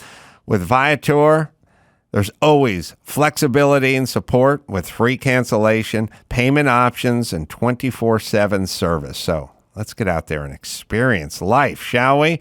Download the Viator app now and use the code Viator10. Get 10% off your first booking. One app, over 300,000 experiences you'll never forget. Do more with Viator. Harry's. Oh, there are too many choices out there. Menus, movies, razors. Harry's Razors makes choosing easy. They've got better razors than the in-store options at the best price, refilled when you need it, delivered straight to your door. Look, it's all about convenience. It's all about having the right cartridge for the right handle and not mixing and matching, and especially you may live in a town like I do where they keep this stuff locked up now. You get a quality shave without the hassle with the $3 Harry's trial set, $13 value, just $3 at harrys.com/Adam. Includes a 5-blade German engineered razor, weighted handle, foaming shave gel, and a travel cover, plus schedule replacement blade deliveries whenever you need them. And you get the refills for just as low as $2. So cheap, easy, convenient, highest customer satisfaction in the shaving industry, and there's a no-risk trial. Don't like your shave? It's on them. It's Harry's, right, Dawson? Save the hassle. Set up your delivery and get the best quality shave with Harry's. Get a $13 starter set for just $3 at harrys.com/Adam. That's harrys.com/Adam for a $3 starter set. Live on pay-per-view from the Belly Up Tavern in Solana Beach, Adam Carolla and Friends. What else you got? Featuring Brad Williams. Listen, this job is not that hard. Order the pay-per-view now at liveone.com/Carolla Live. liveone.com/Carolla Live. Let's go! Adam Carolla returns to the historic Belly Up Tavern. Tickets are on sale now with Brad Williams. I like big booty and big old titties. With special guest Kimball's Hume. Get your tickets now, watch the show live, and get additional content, including a bonus show, virtual meet and greets, and more. I still need a little more of that. Plus, you can rewatch the pay-per-view for up to 2 weeks. Adam Carolla, Brad Williams, and Kimball's Hume. And that was the sound of another ticket being sold to sell out another theater. Sunday, June 4th, Belly Up Tavern, Solana Beach, and live on pay-per-view. Get your tickets now at liveone.com/Carolla Live. All right. Skinny Jodi Miller is out because she had a heart out. She's having that drink with Shatner. Max Patterson, some news. How about that Shatner? Love that Shatner. Everything he says is captivating. Yes. I think that's where the great thespian part comes in with him. All right, we have news. I have some stuff that's been bothering me, so of course. I can get into that as well. Well, how was OKC? OKC was good. There were a few events, and one reminded me of that Spinal Tap lobby scene, which Ben probably has somewhere because you told him. But I was... a different lobby scene. Yeah, we got the wrong lobby scene, I think. There's 2 Spinal Tap lobby scenes. I just put in Spinal Tap lobby scene the other day because I wanted to look at it, and the one I wanted came up, but that's where he met the old band who used to open up for Spinal Tap is now in town playing the Megadome. They're huge. They're huge now, and that was the scene that I wanted. Ben, you got it. It was funny because I ran into Tim Allen, and Tim Allen was eating breakfast at my hotel when I went down on Saturday, and Tim Allen's a sweet guy. I don't think he's sweet to everybody, but he likes me, and that's all I use. You dropped Kevin Hench's name? Yeah, I dropped. He loves Hench. He loves me. He saw me. We're like, I'm surprised you guys don't do more things together. You seem to have the same interests with cars. We love Hench. We love cars. Woodworking. Yeah. Oh, all right. It's the same scene, just a little later. So I ran into him, and I was doing 4 shows at Bricktown Comedy Club. And he had played the Ginormo Dome earlier and was taking a private jet to the next sold out event. And all I could do, and we had a nice conversation, sat down for breakfast for a bit, hung out, talked cars, and he didn't make a deal out of it. But it always reminded me of that Spinal Tap moment when they're out on tour and they're struggling to sell tickets and shows are falling through and they run into some British rocker who used to open for them back when Spinal Tap was at the height of their power. Duke Fame. It was Duke Fame. And there's a couple there's like some great moments in it. One where his kind of management, and I've been through this before, where like, I'm somewhere and the guy's got like some security and I'm like, oh, it's Jamie Foxx. I'm going to say hi to him. And the security's like, hey, get away from him, because they don't know who you are. It's always a little embarrassing, but it's great. First, that. Second, I love the idea that he can't think of the name of the place they're playing. It's just the Ginomo Dome or something, that they've sold it out. And it's also the Enormo Dome. The Enormo Dome. And it also starts off great, too, because Spinal Tap's hang around the lobby of the hotel, and when they hear girls screaming, they think it's for them. All right, we'll just watch it. And think about me and Tim Allen. Look out, here they come to grab. There you go.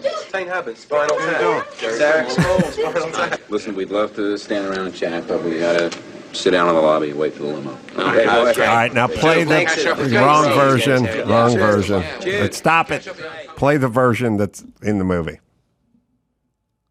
Sometimes in YouTube they cut it differently. But the thing that's weird about the internet is I'm looking at it on YouTube last night, and all I do is do lobby Spinal Tap, and then that scene popped up. In his defense, there were like 4 different versions just on the first page of that What's the scene, one at the top?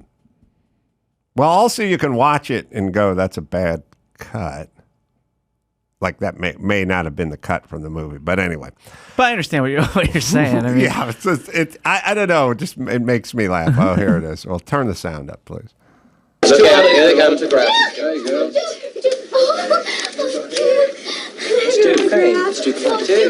Duke. Yeah. That's okay. We know it's spinal tap. Spinal tap. David St. Habit. Spinal tap. Derek Small. Spinal tap.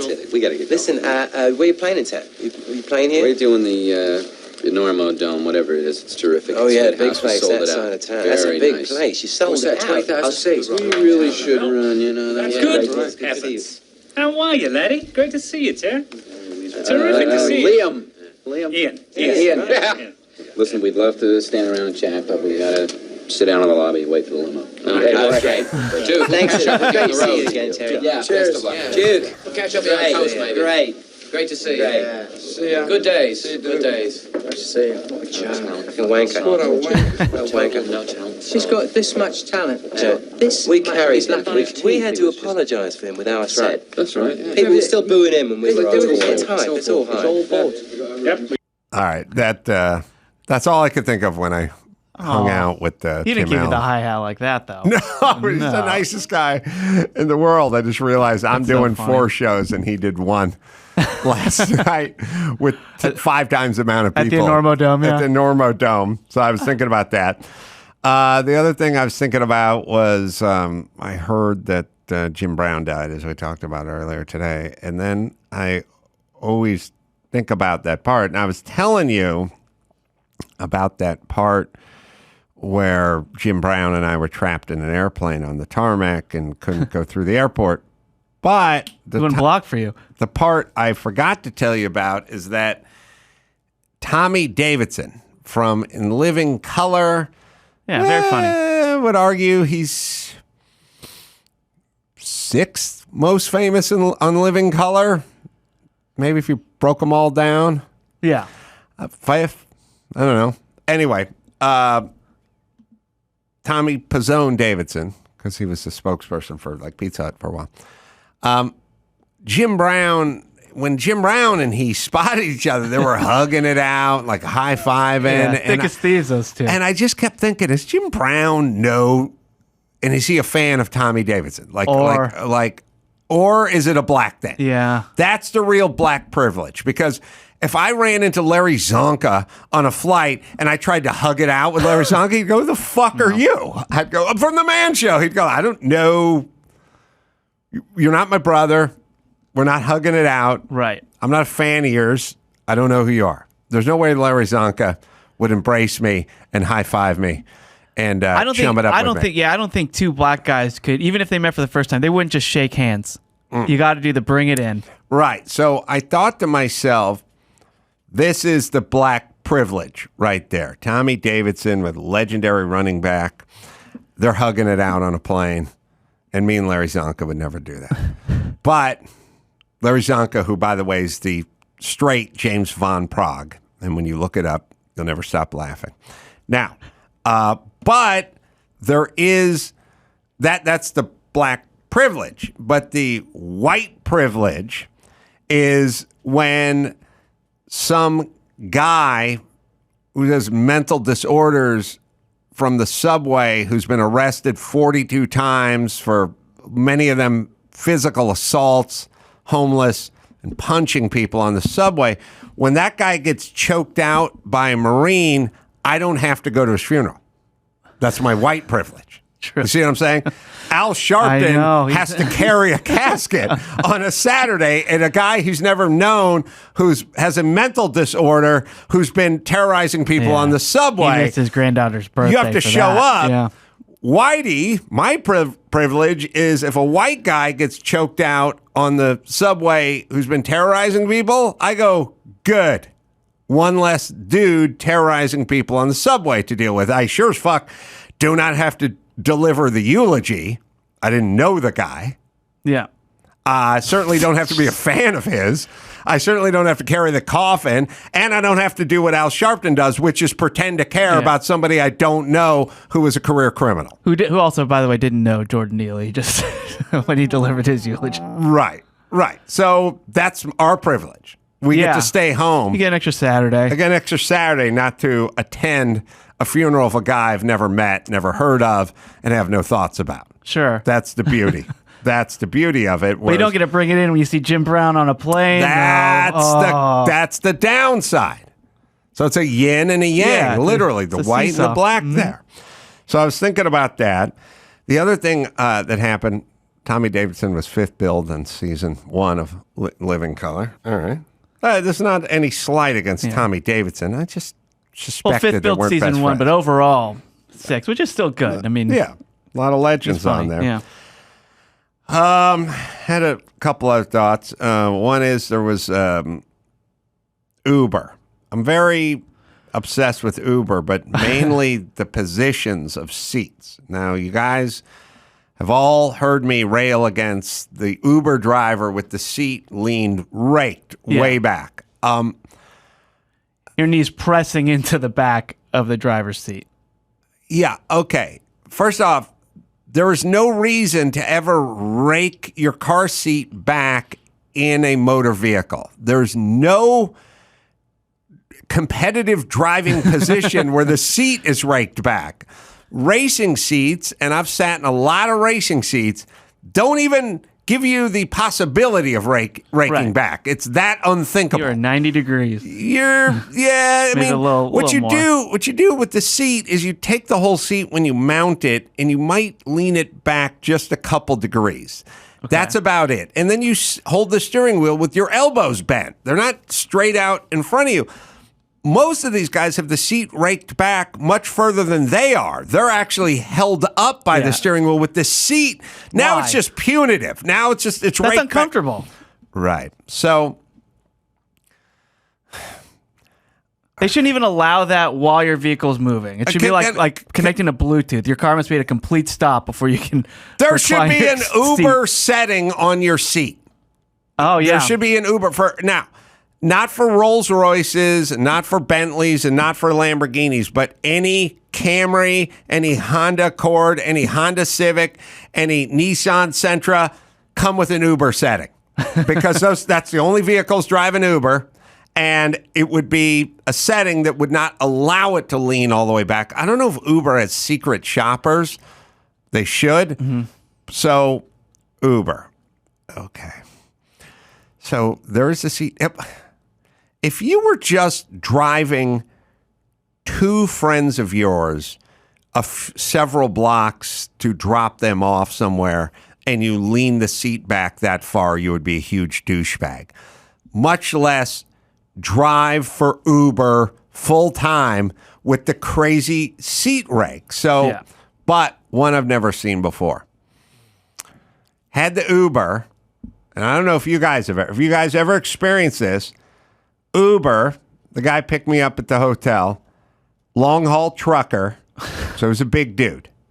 A big dude, drove an 18-wheeler, drove Uber on weekends, good rake on his seat, pretty steep backward rake. It's also a thing, too, where it's like, you do know if you open the back of your four-door car, you open the back of it, there's 4.5 inches between the front of the back seat and the back of your front seat. Yeah, that front seat's spilling over into your opening. How would opening. this mathematically work if somebody got in your car over 5'7"? But, all right, tell me if you've ever seen this.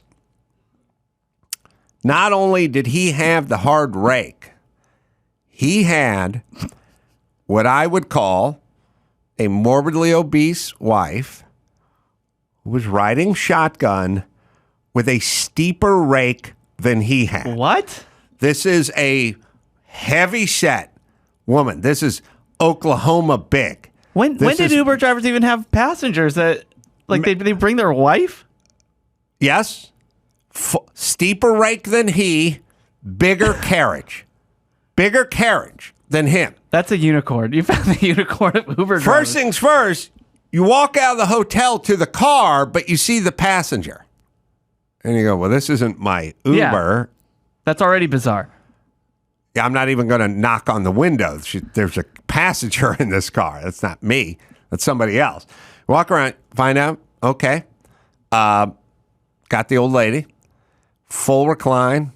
And she's big. She's a big woman. Very big. And so open the passenger door on the rear, on the passenger side, open it up, look down, and realize, oh, I can't get into this car. You got the army crawl in. Yeah, she's fully reclined, and she's morbidly obese. So then I walk around to the driver's side where there's marginally more room, but he's still 275, and recline and get in. And as I do that process, she proclaims, oh, you want me to move it up?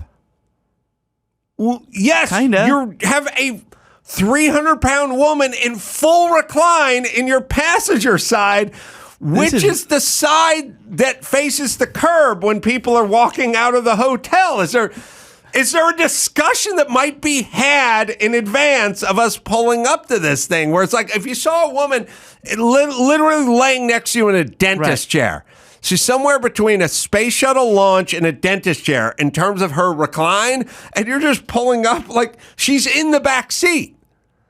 Her head is in the back seat. Yeah, she's a huge woman. Like, first, might you say to your huge wife, like, and I'm just going solo on these rounds tonight because, first off, I got a 4-banger Sentra here. Like, our mileage is going to vary. And obviously, we're tight on cash or I wouldn't be driving Uber weekends. But also, you cannot sit on a seat in full recline when we have people that are getting into the back seat of what's already not a very large car. Mm-hmm. No. Didn't occur to them. I need to know more. Why? How often do they do this? Why? I mean, that's, as I said, like that shouldn't happen because Ubers, you should have 4 available seats at minimum in a 4 in a car. Yeah, really? Somebody should be able to sit shotgun. Oh no!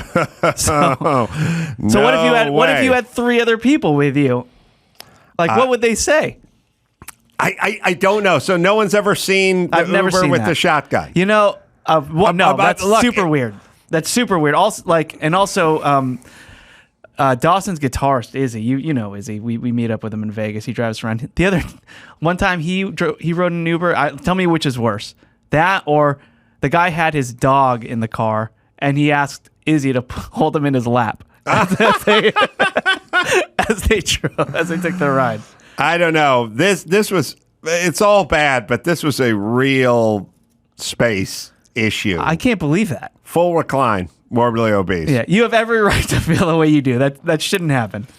All right. You get a free ride. The other thing that I enjoy in life, and then we'll get to some news, which is now I'm very focused on, as you know, very interested in the part that comes after the part where the person is fucked up, but they're not done arguing with you about them fucking up. And, I've yelled at you a million times on this. I yelled at everyone about it, which is I don't like all the follow-ups. Just you fucked up, eat it, moving on. But there's one, and I forgot about this one. There's a couple ones. There's a good Mike August one and a good on the airplane one. Coming home from OKC in first class. Ooh. I was offered a drink. I ordered a drink. I said, I'm going to have a soda water, vodka, and a lemon. And then, of course, the drink showed up with no lemon or lime in it. And then I said, could I have a lemon? Which I had on the way out, by the way. Oh, good. They're coming back. You didn't have any stowed away in your hat? I did have some in my toiletry bag, actually, but it's the reconstituted stuff that tastes weird. But anyway, I said, do you have any lemons? And the woman said, nope. They have them on the planes at night, but then by the morning, they go bad, so they got to take them off. What? And I'm like, is that a reason for no lemons, or can you still have lemons? That can't be the reason. That's her explanation. They only have them on the red eyes. It's literally like there were lemons on this plane, but now there's not lemons on this plane because they took the lemons off because that was last night, but today's a new day. They're only on our dinner menu. But I'm saying, I don't know, do restaurants work that? We used to have napkins, but they used them all up that night. Now we got no napkins for breakfast because they had them, but they used them. Like, you put lemon juice on things to make them last longer. That's a good point. So now it'll get me to a great I love the follow-up excuse. That's my point. Like in the beginning, I was like, where's the lemon, where's the lime? So we don't have that because of COVID. Yeah. Really? What's that have to do with COVID? Don't know. Okay, then just shut up. We don't have. Yeah, this is what you do to children. This is how you explain things to children. I had a funny Mike August one, and you'll like it because it's very Mike I love August-y. a Mike August story. I love a Mike August story He's as fascinating.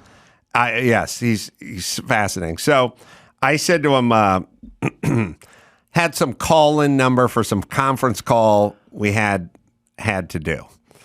And I said, now, this is the point you got to really think about. And also you have to ask yourself, are you this person? Are you the person that offers up the part two, the B part of the excuse that falls somewhere between no done, no shit? So Mike says, got this call-in number. We're supposed to be on a conference call with somebody, right? So I hit it. And then it wants the 9-digit code number to enter the conference, PIN whatever. number, yeah. So then I call Mike and I go, I got the call-in number, but I don't have the PIN number to join the conference. And he goes, it's in the same email. Then I go, I'm looking at the email. It just has the call-in number, but it doesn't have the PIN number to join the conference. And he goes, I sent it in the same email. I go, well, Mike, I'm looking at the email right now. It's got the number to call in, but it doesn't have the PIN number so that I can be part of the conversation. And here's the majesty of Mike. He goes, you need that number to join the conversation. Well, he's right, Adam. Oh. So what he's basically saying is I couldn't have not sent it to you because you need it for this. Yeah. So it would be like me saying, what did you do with my car keys? And then you went, I didn't do anything with your car keys. You need car keys to start your car. Yeah. You need those to drive. Right. Understood. But I'm still telling you, I'm looking at the email. It's interesting. I'm very interested in a lot of the facets of it. One is that's somehow inching him closer to being right. But the other part is we're not discussing the merits of call-in codes. The very reason I'm calling you is because I need it to call in. And he's not telling me what it's good for. He's implying that how would he have forgotten it from the email because I need it to call in. And my world is I do need to call in and you could have forgotten to give it to me. So I can't wait because every Mike August story, the next morning I always get a call from him where he demands equal time.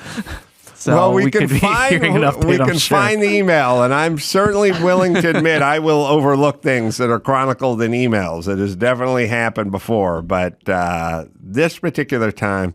But either way, whether you forgot it or not, you do not have to explain to me what it does. Which I get. That's not what you're asking. I get a lot of that in my life. He's a lawyer. The other, Oh, talk to lawyers, though. You'll find out. You'll be devastated. The other one I like was went to the club, and when I used to go out and do comedy 10 years ago, no club had a clock on stage. I know. Nowhere. And I would say all you guys do is talk about you do 7 minutes. It's so exact. The MC's going to do 7, and then you're going to do 15. We're going to light you at 13 and stuff like that. And I was like, just put a fucking clock somewhere so we will know what time it is, like from the stage. And then, of course, like everything I complain about, eventually it starts to happen. And every club pretty much every club I've been in now has a clock visible somewhere on stage. You're like Johnny Appleseed with those clocks because they didn't, and then we would ask for them in our rider, and then when we would come back, they would keep it going, oh, that was a great idea. And then we just keep them out. Unclear why this is even our idea when the number one thing they want is you got to finish by 9:30 because we got to turn the club around because we're doing a 10:15 late show and everything. Why would you have the most irresponsible, drugged out, drunkest pieces of shit on the planet on stage in charge of keeping their own time in their head. Of all people. You know what I mean? Yeah. Why not? These aren't airplane pilots. These are road comics. Put it on the stage. You're delirious. So I just kind of assumed. So I said, I walked into the club. We're sitting in the green room. I was talking to the manager lady. And I said, where's the clock on stage? Where is it? How do I find the clock? And she said, we don't have a clock. And I said, you don't have a clock? Because everyone has a clock now. And she goes, we had a clock. Oh. But it broke. Oh. And I said, oh, man. Well, the dream's over. Yeah. Because where are you going to get a clock? There's no way you get another clock. Yeah. You know what I mean? And I'm throwing the towel. I'm such a dick. I go, yeah, I had a car in high school and it broke. Oh. And now I just walk everywhere. It's 40 years. 40 years of walking the earth because I had a car and it broke. That's fair, but harsh but fair. Is there anything more ubiquitous than a clock? Like if you go I've to Amazon, are there 2,000 clocks or 2,600 clocks? Yeah. I've ripped the clock out of my hotel rooms and brought them to the comedy clubs. Yes. All right. So I do like the fact that it broke. But for me,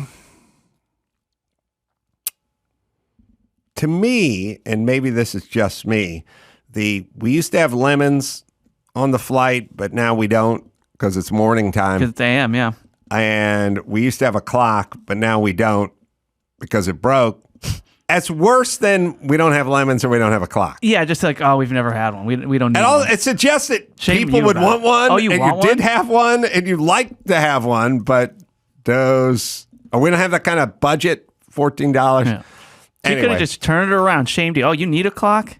Oh, yeah, nobody else she should have turned it on me. We've done this for years. Nobody's needed a clock here. Smart. So then I had an hour set to do, so I was like, what should I do? So I told the guy to light me at a half hour and then light me again at 45. And they did it and everything went perfectly and everyone lived happily ever after. He screwed up the half hour mark. And at some point, I had to do what I hate doing, which is I stopped my set at like 40 minutes in. I just asked someone with a watch, like, what time is it? Like, I got to figure out what time it is because I'm swimming a little bit here.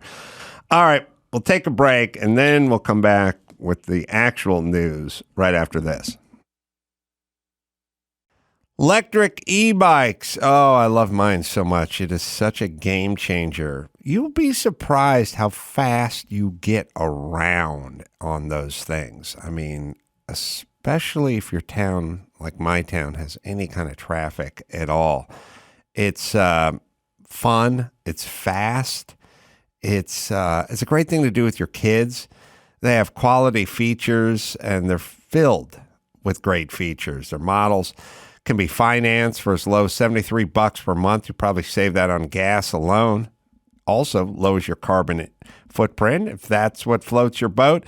Includes a powerful removable battery, a bright LCD display, 7-speed gearing, and 5 levels. A pedal assist, by the way, to power your ride up to 28 miles an hour. And those 5 levels really are the difference between moving along and scorching the earth with your speed. Electric e-bikes are foldable and ship free, fully assembled. It's electric e-bikes, right, Dawson?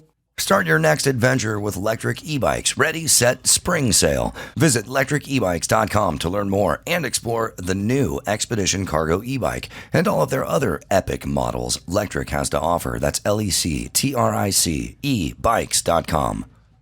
Let me tell you about Turo, innovative. It's the world's largest car-sharing marketplace. With Turo, you can book any car you want, wherever you want, from a community of local hosts. Browse a huge selection of vehicles for just about any occasion or budget.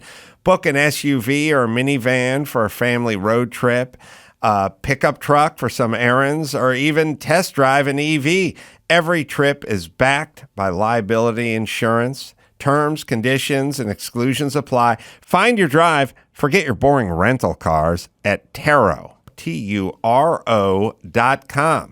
Let me tell you about Angie Homeowners. You know, it's a lot of work to own a home. Whether it's everyday maintenance, repairs, or dream projects, it can be hard to even know where to start. All you need is Angie, your home for everything home. Find a skilled local pro who will deliver quality and experience. Over 20 years of home service experience.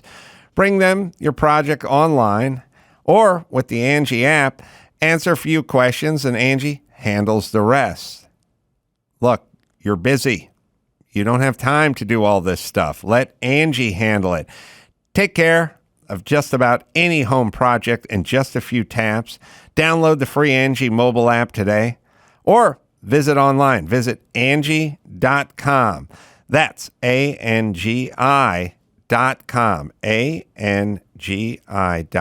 That's Angie. Let them do all the heavy lifting.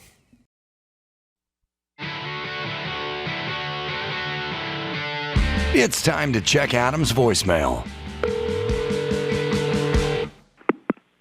Hey Adam, this is Eric. I own a small business in South San Francisco, California. I have an alleyway in the back of my business where the drunk, asshole, homeless people hang out all day, get drunk, do drugs, leave their garbage, and use it as a toilet. When we asked the city to come out and see what they could do, they took a look at it, saw that it was filthy, and told us that we were responsible to clean it up, or else we would be fined. Get it on, man. You can leave us a message at 888-634-1744. All right. Listen to me. When the city starts working for the criminals and starts punishing the tax base, that's when people leave. And that's chronicled in a book I wrote, and it's basically what's happening in Los Angeles and what's happening in San Francisco. The bluer the city, the more taxes, regulation, and general burden there is on the people that obey laws and pay taxes, and the more freedom the non-law abiders have. And that's a bad ratio. There can always be a little gap. There can't be a chasm. People leave. That's what's going to happen to San Francisco. And then they're always bewildered. Jesus Christ. Dawson, you got to find our mayor, Los Angeles, Karen Bass. Somebody tweeted me her trying to solve the homeless problem. It's dumbfounding. I can't wait. I haven't heard this. She's awesome. She's got a fucking handle on the homeless problem. But anyway, go ahead. What is the answer? The answer, look, who is homeless? That's the very first question that one needs to ask. But nobody, we can't. When can't you answer that ask, truthfully. if you want to solve a problem, when I was getting when car stereos were being stolen, I asked myself, who is stealing car stereos? That's it. So you have to ask yourself, who is homeless? Don't ask how many. Don't ask what do they eat. Don't ask if we have enough beds or shelters or motel rooms. There's a simple question. Who is homeless? If you want to solve a problem, you must figure out who is involved with this problem.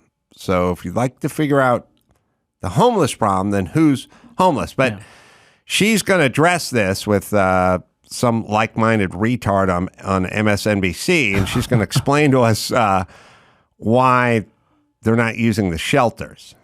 Well, we definitely do not have enough of either the interim housing, which is what we're doing here. We're getting people out of tents and moving them into motels. And the sad thing is that in Los Angeles, people say they would rather be on the street in a shelter than in a shelter because the shelters are perceived as too dangerous.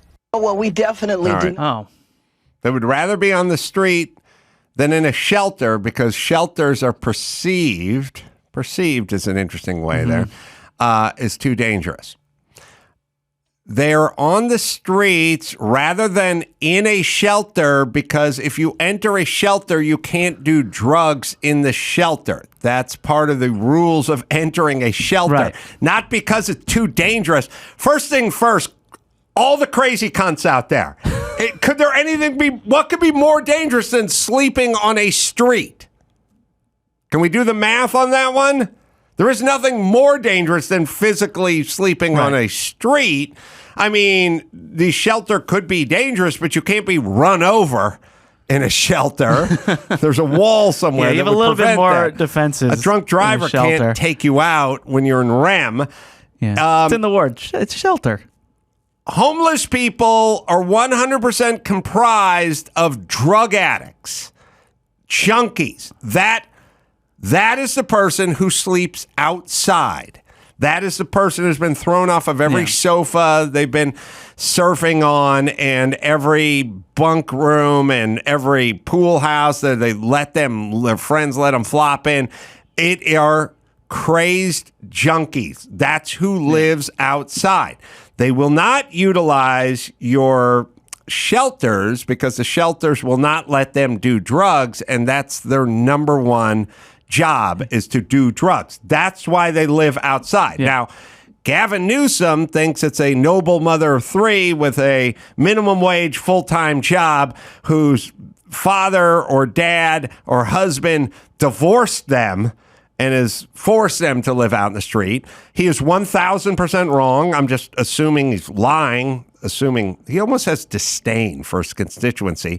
And now she is saying they won't go to shelters because they think the shelters are too dangerous. Yeah, that answer was we don't serve lemons in the morning. Like it was a terrible answer. She's a fucking idiot too, but you guys deserve everything you get because you go, we're just gonna vote in the Dumbo. Forget Rick Caruso. Forget the guy can do something. Forget the guy who started a business. Forget the guy's a multimillionaire, creates jobs. Nope. We're going to get her in here, and nothing's going to change. I don't know what's attractive about it. Perceived as more dangerous. No, it is not. It is not perceived as more dangerous. It's you cannot do drugs, and the number one problem is drugs that they never talk about. Yeah. So how would one solve this problem if one never talks about it? So Gavin Newsom wouldn't talk about it. Now the mayor won't say why it is they won't utilize the shelters. All right. Anyway, problem solved. Here we go. Yeah, that was an awful fucking answer. Idiots. Yeah, perceived as too dangerous. And then the next question would be, then what are you doing with these shelters? Why don't you run them safely? Person who's in charge of shelters? What do you mean? What's going on at these shelters? Are people being killed or stabbed in let's shelters? Dive deeper into your answer. All right, let's see. They're perceived as dangerous. Tell us what the worry is about the shelter. Oh, there'll never be. We just accept it. Oh, okay, yeah, I guess we're dangerous. Fine. I don't know if we can find the rest of that interview, but the other problem is they go on these softball networks like MSNBC, the knowing, nodding coos on the other side of the mic just goes, oh, yeah, okay, all right. They never go, what are you talking about? Yeah. Why is a shelter more dangerous than sleeping outside? Seems totally counterintuitive to me. And I don't remember hearing stories about people being killed in shelters, but is there stories of that? I've not heard and that. Are you allowed? Do you allow dangers of shelters? Do you allow weapons into the shelter? Like, yeah, why would we have any place that's dangerous for anybody? Why would we have those open? Yeah. Makes no sense. We can find the rest of that interview. I think I saw it. They all just high-fived and hugged each other. All right. Sorry, news. All right, news. So let's go to China. Mm-hmm. There's a stand-up comedian who made a joke describing the military, kind of mocked them a little bit, and it cost an entertainment firm over $2 million because they were fined, because you're not allowed to mock the military in China. So he made a joke, and I think it was like a corporate event or something, but the Beijing Bureau of Culture and Tourism said a subsidiary of the firm would be fined $1.91 million and deprived of $189,000 it made in illegal gains because of the 2 live shows that last weekend. So the joke was, oh, by the way, he did apologize. I'll get to that in a little bit. But the joke, I'll just explain it to you because we have I do have the clip, but it's all in Chinese, so it doesn't matter. During the show, he began a skit about how he had adopted 2 stray dogs since moving to Shanghai. And then he went on to say that their chase after a squirrel one day reminded him of 8 words.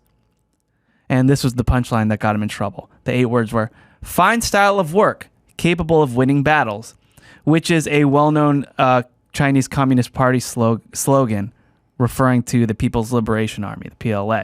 Mm-hmm. So because and it did get laughs, it did get some laughs, but but he just, that was it. It seems like nothing. Yeah. But yeah, fined $2 million plus a little more. His name's House, by the way. He goes by House. House? Yeah, his real name's Lee Hayoshi, but his stage name is House. Lee House Hayoshi? That's him. Keep such a tight clamp on it. Look, China's a piece of shit, which is another thing, which is like when COVID came out, everyone rushed to their defense. And then you were destroyed if you thought, maybe they're bad. Maybe they did this on purpose, or maybe it was a leak from a lab, or maybe they shouldn't be welding people in apartments. It's a very strange chapter in our America, which is China's a piece of shit, and every liberal person in the United States defended China for COVID, which is very interesting. Yeah.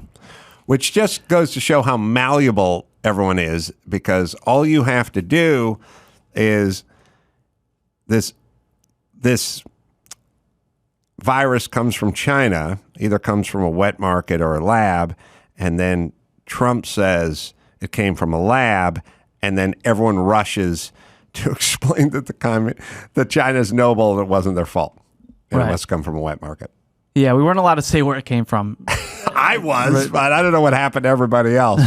But now the consensus seems it did come from the lab. Yeah, we're letting it die down, though. Just We don't one need to, more we don't need to talk thing about all this you anymore. assholes are wrong about all the time. Please stop listening to these people. Some news outlets are still saying that it is plausible that it would develop naturally. Plausible. Just last week, they did it on MSNBC. Right. Plausible. So there you go. Yeah. Used to be the only option. Now it's plausible.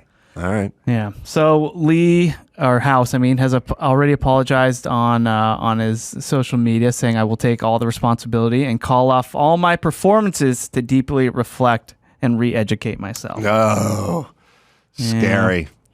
So yes, look, China, they do have like strict censorship issues, like no cleavage in their media. Done and done. I know. Well, you can't have more than 2 centimeters of cleavage. So you can go. They're not a cleavage-rich nation anyway. That's fine with them. Yeah, so that's probably why. That's a cultural thing. Yeah. Yeah. But anyway, so $2 million though for a joke. Does it get paid? I don't know. It's so unnatural to me, that world, that I can't even identify with it. And so I tend just not to think about it. Well, here's something else they're doing. Let me know if you're into this. So China's using AI to kind of resurrect the dead, and resurrecting quotes, because what they're doing is they're using old photos, recordings, messages, and they're creating an AI bot of somebody that passed, so they can say goodbye and have some closure. Like people are saying, because I regret the last 2 instances I had with my grandfather. I was a jerk to him, so now I can. Let him know. There's going to be, I get it. It's like you're sort of tech huggy booky, like it's going to continue on and no one's ever going to die. And I don't know. And I guess it works for these people. I don't. Well, Tom Hanks said he's never going to die. He can make movies, long after he's dead and that kind of stuff. And it could. Here's a bigger question. When your grandpa dies, that's one thing. But like, what about if your 10-year-old dies? Your child dies, yeah. And then could AI build a future of how this person would look when they graduated high school, when they graduated college, when they got married, when you got grandkids? I'd be scared, though, because I'd be like, use AI for my young child that died, and they'd come back and go, he turned out to be a pedophile who lived alone. And I'd be like, what? Yeah, the signs are there. There's some early signs. We followed the data, and that's what came out. And I'd be like, we ran it through the simulation. Oh, it's so brutal. Oh, he's having another court hearing. Oh. Do you want to be there? You're being sued now by one of the victims. I'd be like, oh, fuck. Why did I do this? Yeah. I thought he was going to graduate college with honors. No, he lives alone. Luring kids into his trailer. Like that kind happened in Canada. A guy remade his girlfriend who died from a rare liver disease 8 years earlier. So he used that chatbot to help him heal. Yeah, so it kind of kept the love going. There was a story I heard on This American Life or something back when, 15, 20 years ago. I've told you guys about this before, but they cloned a guy's prize oxen. And he loved this ox, big, I'm saying oxen, but may have been a bighorn bull, Brahma bull. Yeah, Brahma bull. Look it up. Yeah, named Daisy or something. It was a big bull. And he loved this thing, and he trained this thing since he was a calf, and he was gentle, and he remade it they remade him in the lab, and he gored the shit out of everybody. Yeah. Like, he fucking went haywire and fucking fucked everyone up with his huge horns. Yeah. It was not You don't want to the soft, gentle creature that was the one that God put on the planet.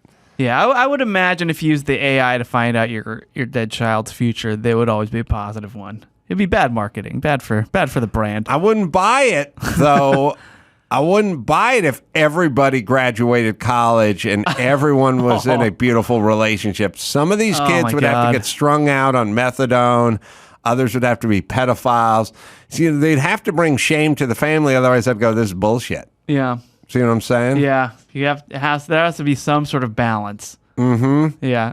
Can't just be everyone's a winner. That wouldn't be good AI. Yeah. So then I'd rather not know. I'd rather not know. But the bull's name was Chance. Was a Brahma bull named Chance. Yeah, but they're calling them grief bots in China. Grief bots. So if you want to say goodbye to a loved one, you can just upload all their info and have your chance.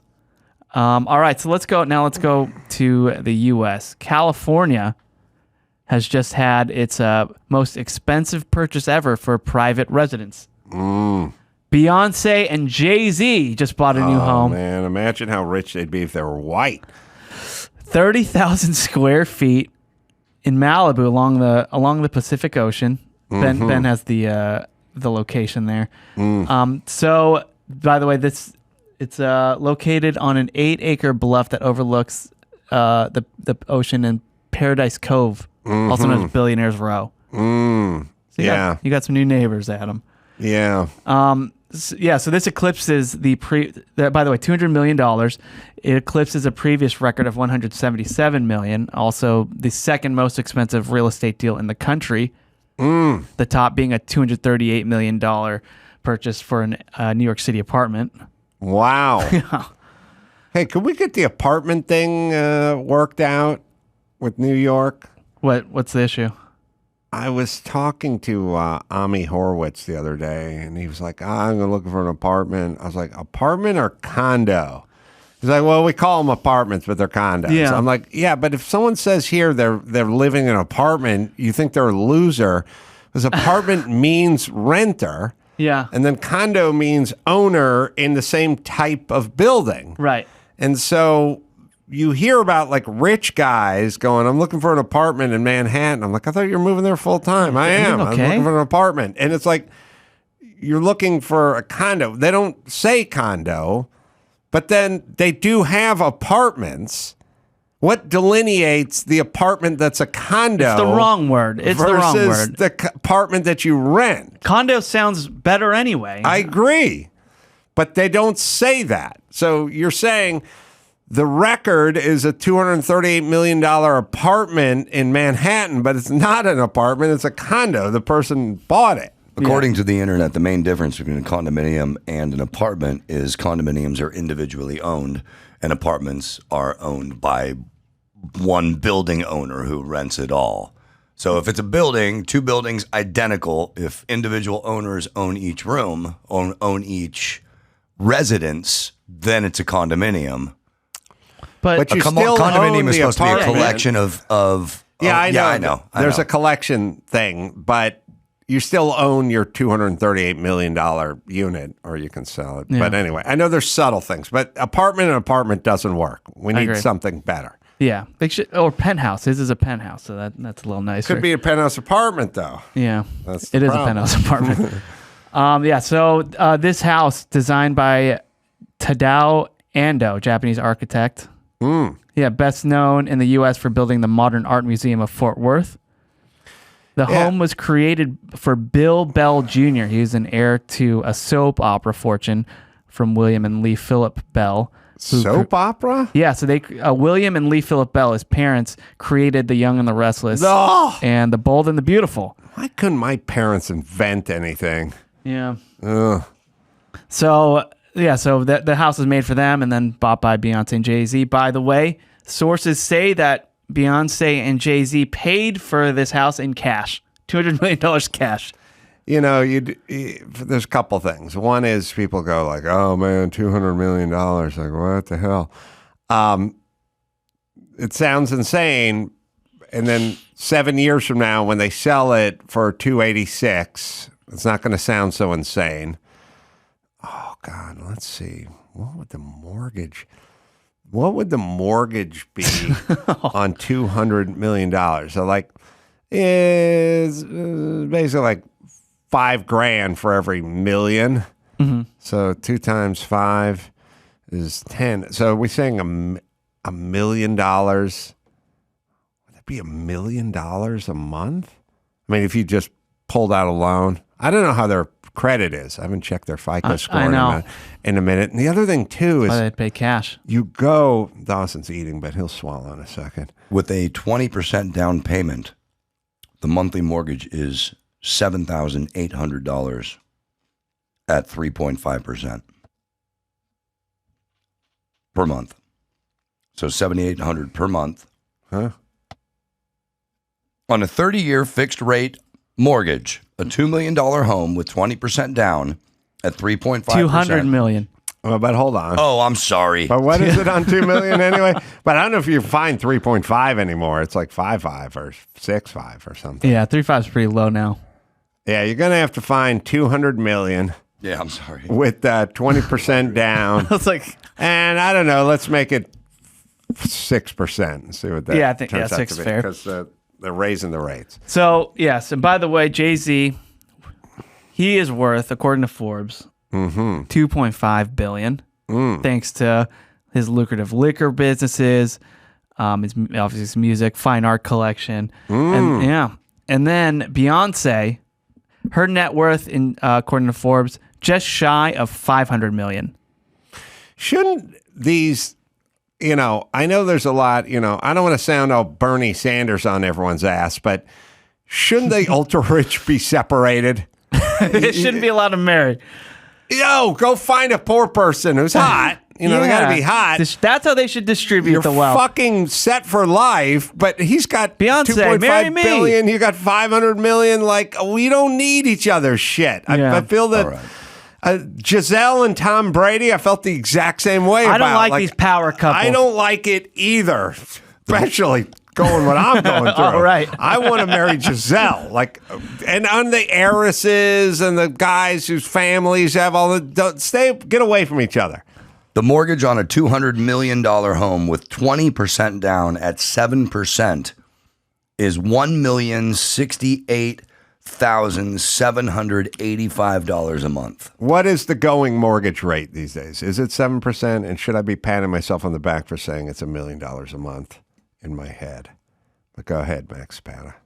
Okay, so we'll go on to the next story while Dawson looks that up. So right now, a 30-year fixed is 7.49. So I said it was $1 million. It's $1 million. There you go. Thank you. Bravo. Hey, Adam, I'm gonna acknowledge that and give you credit. How's that feel?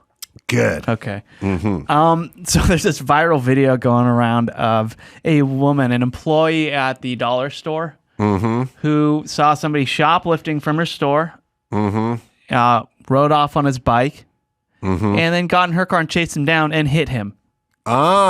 And so let's watch it. Let's watch it together. There's dialogue. Oh. Yeah. Hit this guy. He just starts picking up all the stuff that was knocked over. Oh, she opened the door and smacked him, too.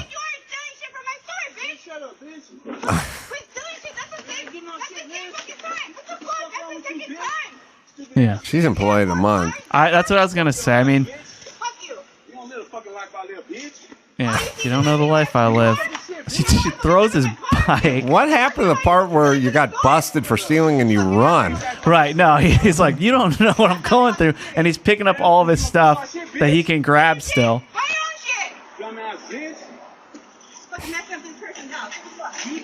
Yeah. I like her chutzpah. I like her moxie. Yeah, you'd hire her, right? I'd hire her for a wheelman.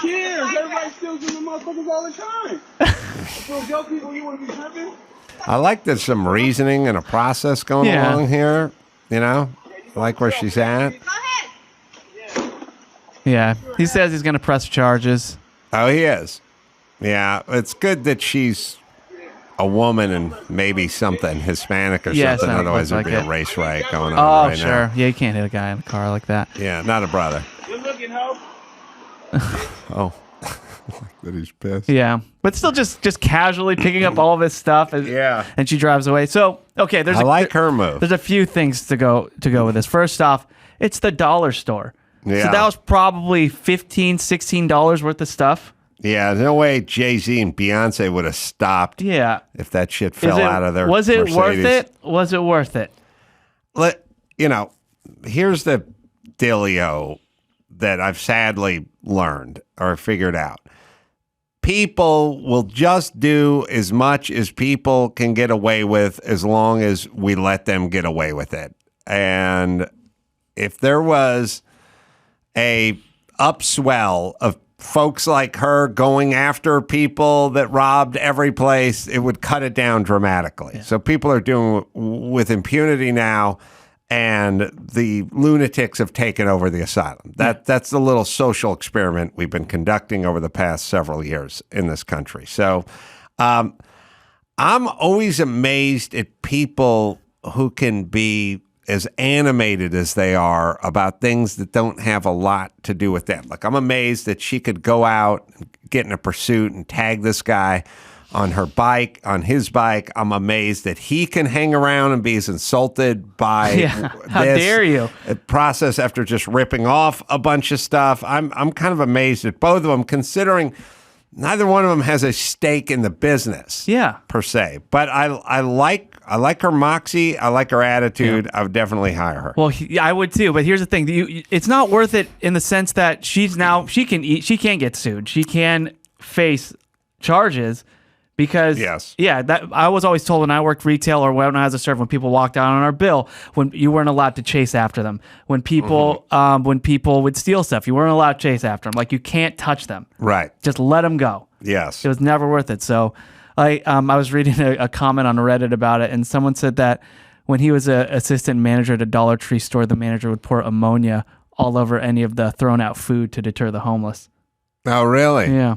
Or like when you go dumpster diving. Didn't you guys cut up your tennis shoes or something? Yeah. Shoe stores would cut up the shoes, like just slice all the tongues out, or just throw all the shoes out because dumpster divers. Yeah, you don't want them around. I did a lot of dumpster diving. I did a lot of trash picking. Yeah, there's an era where I think a lot of guys did that. Yeah, that was like Thursday night was trash night. Hit the neighborhood, find a lot of good stuff. Yeah. But by the way, condoned and encouraged by my family, which is a kind of a weird thing. Like, if Sonny and Natalia said, we're going to go pick through the neighbor's garbage, see what kind of hidden treasure got tossed out there. Like, maybe there's a spiral graph with none of the spirals or something like that, or a battleship with no battle, the game Battleship with no battleships or something. Like, by all means, rummage through the neighbor's garbage. That'll be good luck for the Corollas. But that's what we do. We go out on trash night. We go trash picking. You knew all the nights to go. That's right. Yeah. And then the best dumpster was the Schwinn dumpster. There was a dumpster behind the Schwinn store, and they would throw out rims that were bent and hubs that were screwed up and handlebars where had been in an accident and shit. And then we could get them and bend them right, or find an inner tube and patch it or something, or tire, and fix it up. Like, that's all we did was dumpster dive. And then there was a lot of forts made in dumpsters too. There was a dumpster. There was a big dumpster filled with cardboard boxes, like in the Ralphs in Van Nuys, and we made a total fort inside the dumpster. There was that. There was Goodwill. You're playing in the trash can. There's Goodwill diving too. We're like, those are great places. Guy held your feet, and the other one lowered you into that the Goodwill box that would be on the corner, and you had a little roof on it and stuff, and you could reach down and claim. That's shit. a 2-man job. That's a 2-manner. You needed a second-story guy and a wheelman. A wheelman. This chick could be my wheelman any day. She's good.